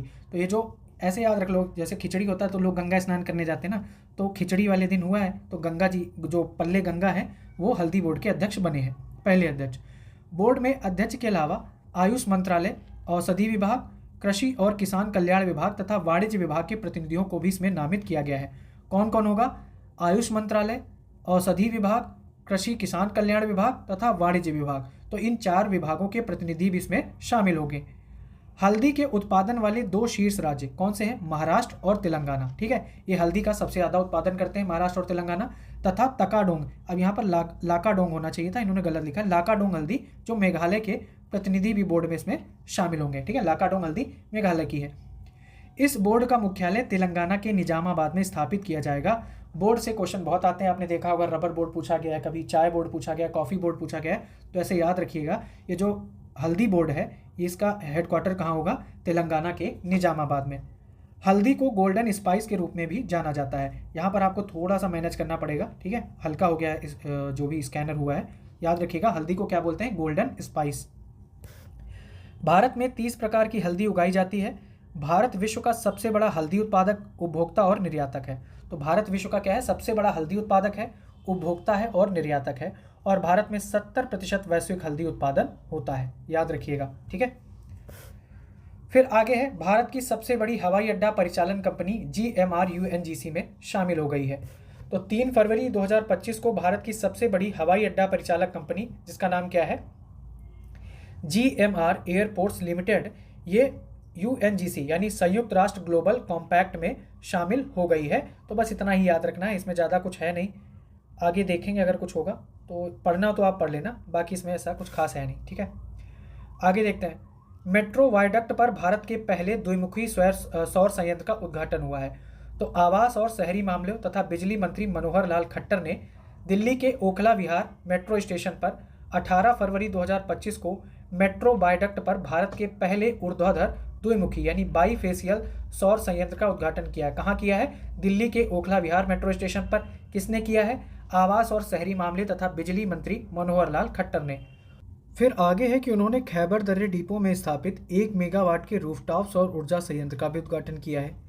1 मेगावाट क्षमता का ऊर्ध्वाधर द्विमुखी, ठीक है, द्विमुखी मतलब बाईफेसियल सौर पैनल दोनों तरफ से सूर्य के प्रकाश को कैप्चर कर सकता है। तो आपने भी देखा होगा, एक तरफ ऐसे प्लेट बनी होती, ठीक है, ऐसे ही लेगा। अब क्या है कि दोनों साइड होगा, तो दोनों तरफ से सूर्य के प्रकाश को कैप्चर कर सकता है द्विमुखी सौर पैनल। इससे सौर ऊर्जा संयंत्र की उत्पादन क्षमता में भी वृद्धि होगी। यह बिना किसी अतिरिक्त भूमि पर कब्जा किए सौर ऊर्जा उत्पादन के लिए मेट्रो की ऊंची संरचना का उपयोग करेगा। इस संयंत्र का उद्घाटन दिल्ली में आयोजित ग्रीन मेट्रो सिस्टम शहरी गतिशीलता का भविष्य पर अंतर्राष्ट्रीय सम्मेलन के हिस्से के रूप में किया गया है। तो याद रखिएगा, ग्रीन मेट्रो सिस्टम शहरी गतिशीलता का भविष्य, जो अंतर्राष्ट्रीय सम्मेलन हुआ, ये कहाँ हुआ है? दिल्ली में।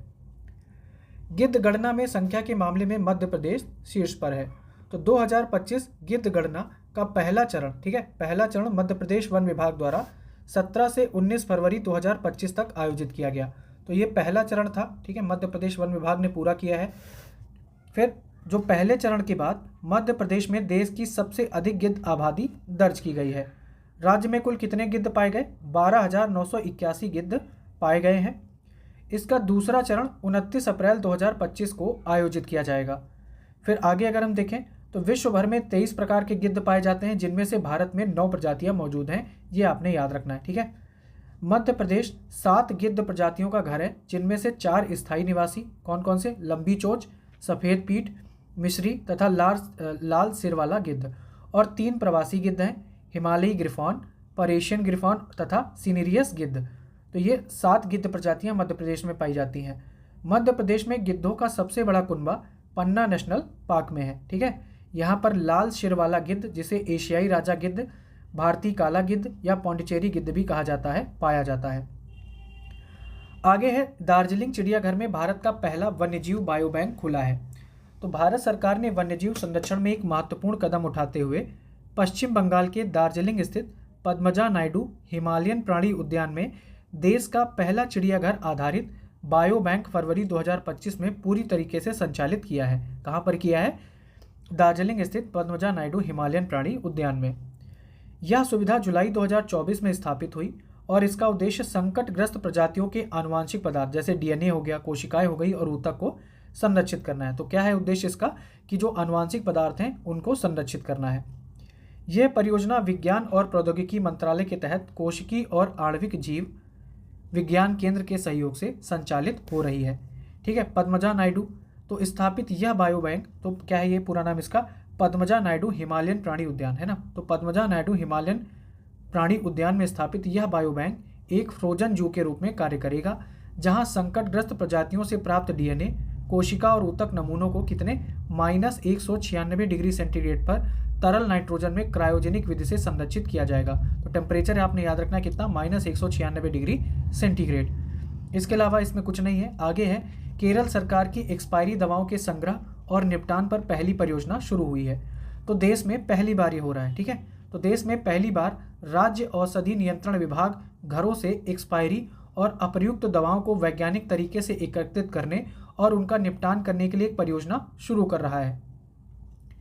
22 फरवरी 2025 को केरल की स्वास्थ्य मंत्री वीना जॉर्ज ने कोझिकोड में एन प्राउड अप्रयुक्त दवाओं को हटाने के लिए नया कार्यक्रम, तो हो सकता है कि पूछ लें कि चर्चा में रहा एन प्राउड क्या है, तो ये अप्रयुक्त दवाओं को हटाने के लिए एक नया कार्यक्रम नामक परियोजना का उद्घाटन किया है। एन प्राउड है क्या?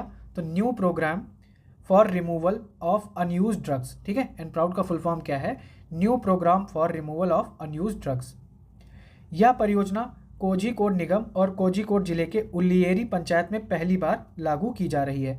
सरकार इसे पूरे राज्य में लागू करने की योजना भी बना रही है। तो आपको याद रखना है क्या था कि एक्सपायरी दवाओं के संग्रह और निपटान पर पहली परियोजना कौन बनाया है? केरल सरकार। देश के प्रकृति परीक्षण अभियान के नाम 5 गिनीज वर्ल्ड रिकॉर्ड हुए हैं।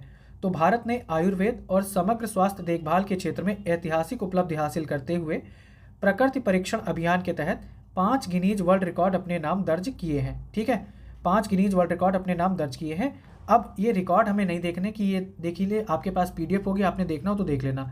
बाकी काम की चीज़ यहाँ पर दी हुई है कि प्रधानमंत्री नरेंद्र मोदी ने राष्ट्रीय आयुर्वेद दिवस, ठीक है, कब मनाया जाता है? 28 अक्टूबर को मनाया जाता है। तो राष्ट्रीय आयुर्वेद दिवस पर इस अभियान की शुरुआत की है। कौन सा अभियान? प्रकृति परीक्षण अभियान।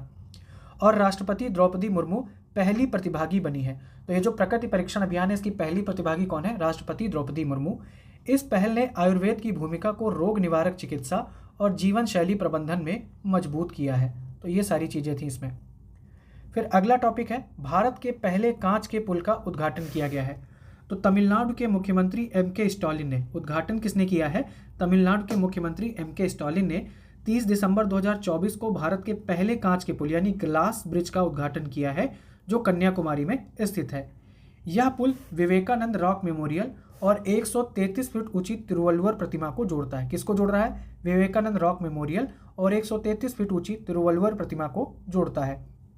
पुल की लंबाई 77 मीटर और चौड़ाई 10 मीटर है, ठीक है। और इसकी बो स्टिंग आर्च डिजाइन है, जो से सौंदर्य और स्थायित्व प्रदान करता है। अगला है, स्वच्छ सर्वेक्षण 2024 का नया प्रारूप लॉन्च किया गया है।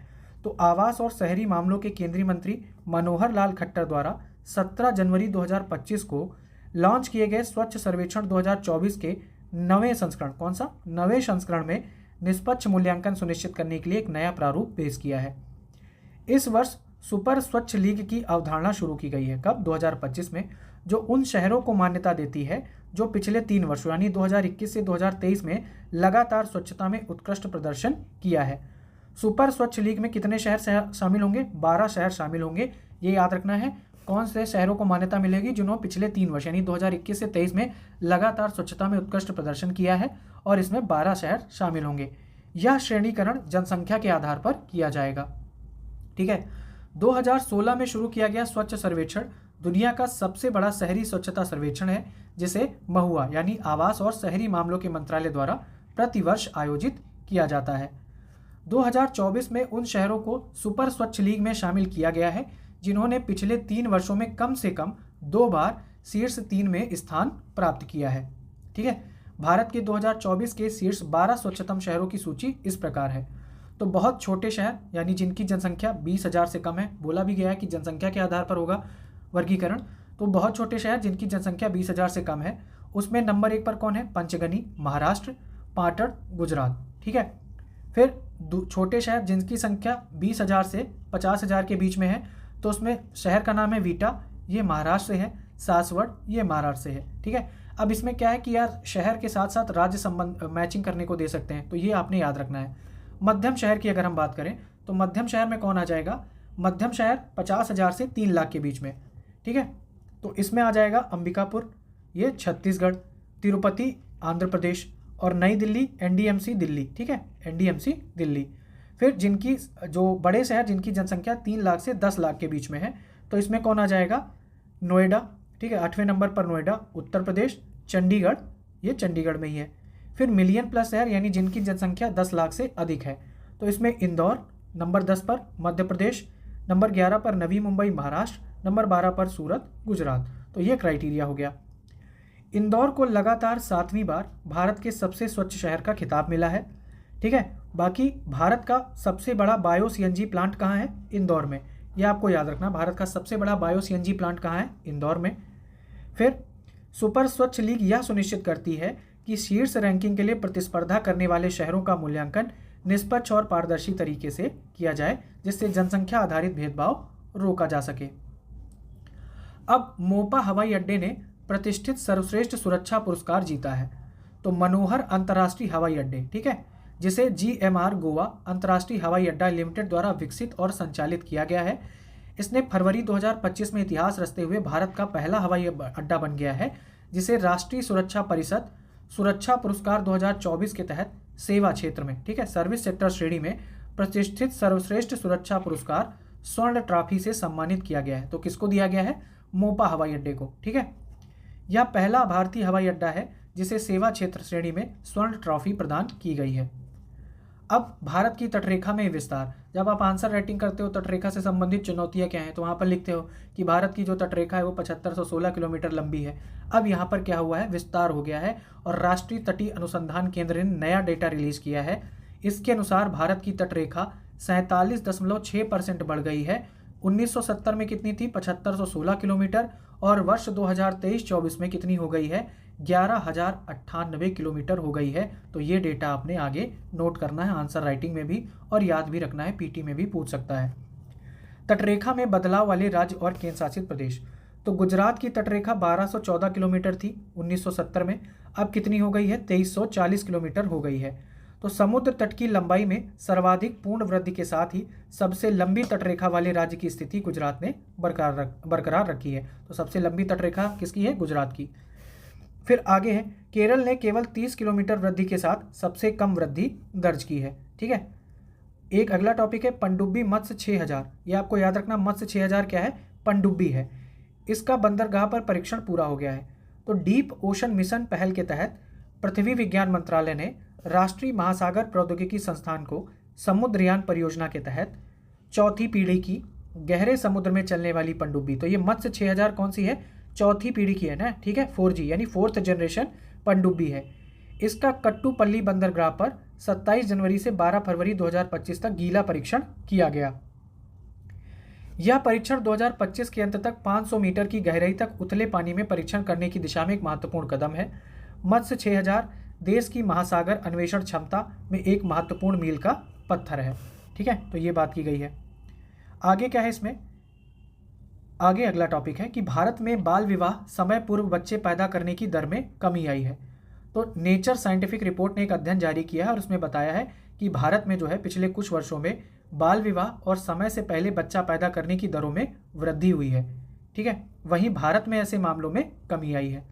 अब इसमें क्या है, शोध में कहा गया कि भारत में अभी 8.38% लड़कियों की शादी 18 साल से कम उम्र में कर दी जा रही है। कितने? 8.38%। और 3.62% किशोरियां 19 साल से कम उम्र में मां बन रही हैं। फिर भारत में 5.70% लड़कियां जो हैं वो स्कूल से बाहर हैं। आगे क्या कहा गया है कि बांग्लादेश में 55.55% लड़कियां 18 साल से कम उम्र में ब्याही जा रही हैं। उसके बाद सेंट्रल अफ्रीका में 49%, फिर माली में यह दर कितनी है? 39% है। सबसे कम दर कहाँ है? सबसे कम दर है ट्यूनीशिया की। यहाँ केवल 0.46% लड़कियों की ही 18 साल से कम उम्र में शादी की जा रही है। फिर बात कर रहे हैं कुछ प्रमुख देशों में बाल विवाह और 19 वर्ष के पहले मां बनने की स्थिति। तो ये बाल विवाह का डेटा है और ये है 19 वर्ष से पहले मां बनना। ठीक है, तो बांग्लादेश में सबसे ज़्यादा है 55.55% और 19 वर्ष से पहले मां बनना कितना है? 30.23। तो फिर अगर भारत की बात करें तो भारत में बाल विवाह की स्थिति कितनी है? 8.38% बाल विवाह हो रहे हैं और 19 वर्ष से पहले मां बनना कितना? 3.62%। सेंट्रल अफ्रीका 49.06% बाल विवाह हो रहा है और 34.30% 19 वर्ष से पहले यहाँ पर माँ बन रही हैं लड़कियाँ। ठीक है, तो बस इतना डेटा याद रखना भारत के हिसाब से, और बांग्लादेश और ये सेंट्रल अफ्रीका। अगला है संसद में 6 नई भाषाओं के लिए अनुवाद सेवा का विस्तार किया गया है। तो 11 फरवरी 2025 को लोकसभा अध्यक्ष ओम बिरला ने संसद में बोडो, डोगरी, मैथिली, मणिपुरी, उर्दू और संस्कृत समेत 6 नई भाषाओं में अनुवाद सेवाओं के विस्तार की घोषणा की है। तो किन भाषाओं में? बोडो, डोगरी, मैथिली, मणिपुरी, उर्दू और संस्कृत। इससे अब संसद में कुल 16 भाषाओं में अनुवाद उपलब्ध हो जाएगा, तो ये याद रखिएगा। ठीक है, भारत में शिशु मृत्यु दर में 70% की कमी आई है। तो भारत ने शिशु मृत्यु दर को 70% घटाकर दुनिया के सामने एक उदाहरण प्रस्तुत किया है। बस इतना याद रखिएगा कि कितने प्रतिशत की कमी आई है? 70% की कमी आई है। फिर आगे देख लेते हैं, दुनिया की सबसे बड़ी स्वास्थ्य बीमा योजना आयुष्मान भारत के तहत हर परिवार को $5500 के बीमे से हालात बदले। मतलब किस वजह से हालात बदला है, ये सारी चीज़ें यहाँ पर की गई हैं कि टीकाकरण बढ़ा है और सारी चीज़ें हैं, प्रसव ऑपरेशन, मुफ्त बच्चों की देखरेख के लिए मुफ्त में एम्बुलेंस सेवा है, अस्पताल में दवा है। तो इन सब वजहों से कि शिशु मृत्यु दर में 70% की कमी भारत ने की है। ठीक है, बस इतना ही था। फिर भारत में 4 नए रामसर स्थल जुड़ गए हैं। तो अभी टोटल रामसर साइट कितने हैं? 89 है। भारत में कुल रामसर स्थल कितने हैं? 89। 4 जो नए स्थल जुड़े हैं उसमें देख लेते हैं। तमिलनाडु में है सक्कर कोटाई पक्षी अभयारण्य, ठीक है, और थेरथंगल पक्षी अभयारण्य। तो सक्कर कोटाई और थेरथंगल पक्षी अभयारण्य ये दोनों कहाँ हैं? तमिलनाडु में। और सिक्किम में स्थित है खेचो पल्लरी आर्द्रभूमि। तो खेचो पल्लरी आर्द्रभूमि कहाँ है? सिक्किम में। और उधवा झील कहाँ है? ये है झारखंड में। ठीक है, तो ये 4 जोड़े गए हैं। बाकी वर्तमान में तमिलनाडु देश का सर्वाधिक, जिसके 20 रामसर साइट हैं, तो रामसर स्थल वाला राज्य बन गया। देश में सर्वाधिक रामसर स्थल वाला राज्य कौन है? तमिलनाडु। 20 हैं। ठीक है, 89 में से 20 रामसर साइट जो है वो तमिलनाडु की हैं। और वैश्विक स्तर पर भारत दुनिया का तीसरा सर्वाधिक रामसर स्थल वाला देश है। तो कुल मिला के जो राष्ट्रीय घटनाक्रम था 1 नवंबर से 8 अप्रैल 2025 तक, वो हमने कवर कर लिया है। अब अगला वीडियो हम कवर करेंगे अंतर्राष्ट्रीय घटनाक्रम, या उसके अलावा हम जो चर्चित वाला है वो पोर्शन कवर करेंगे, और जल्दी ही आपको वीडियो और PDF मिल जाएगी। बाकी धन्यवाद।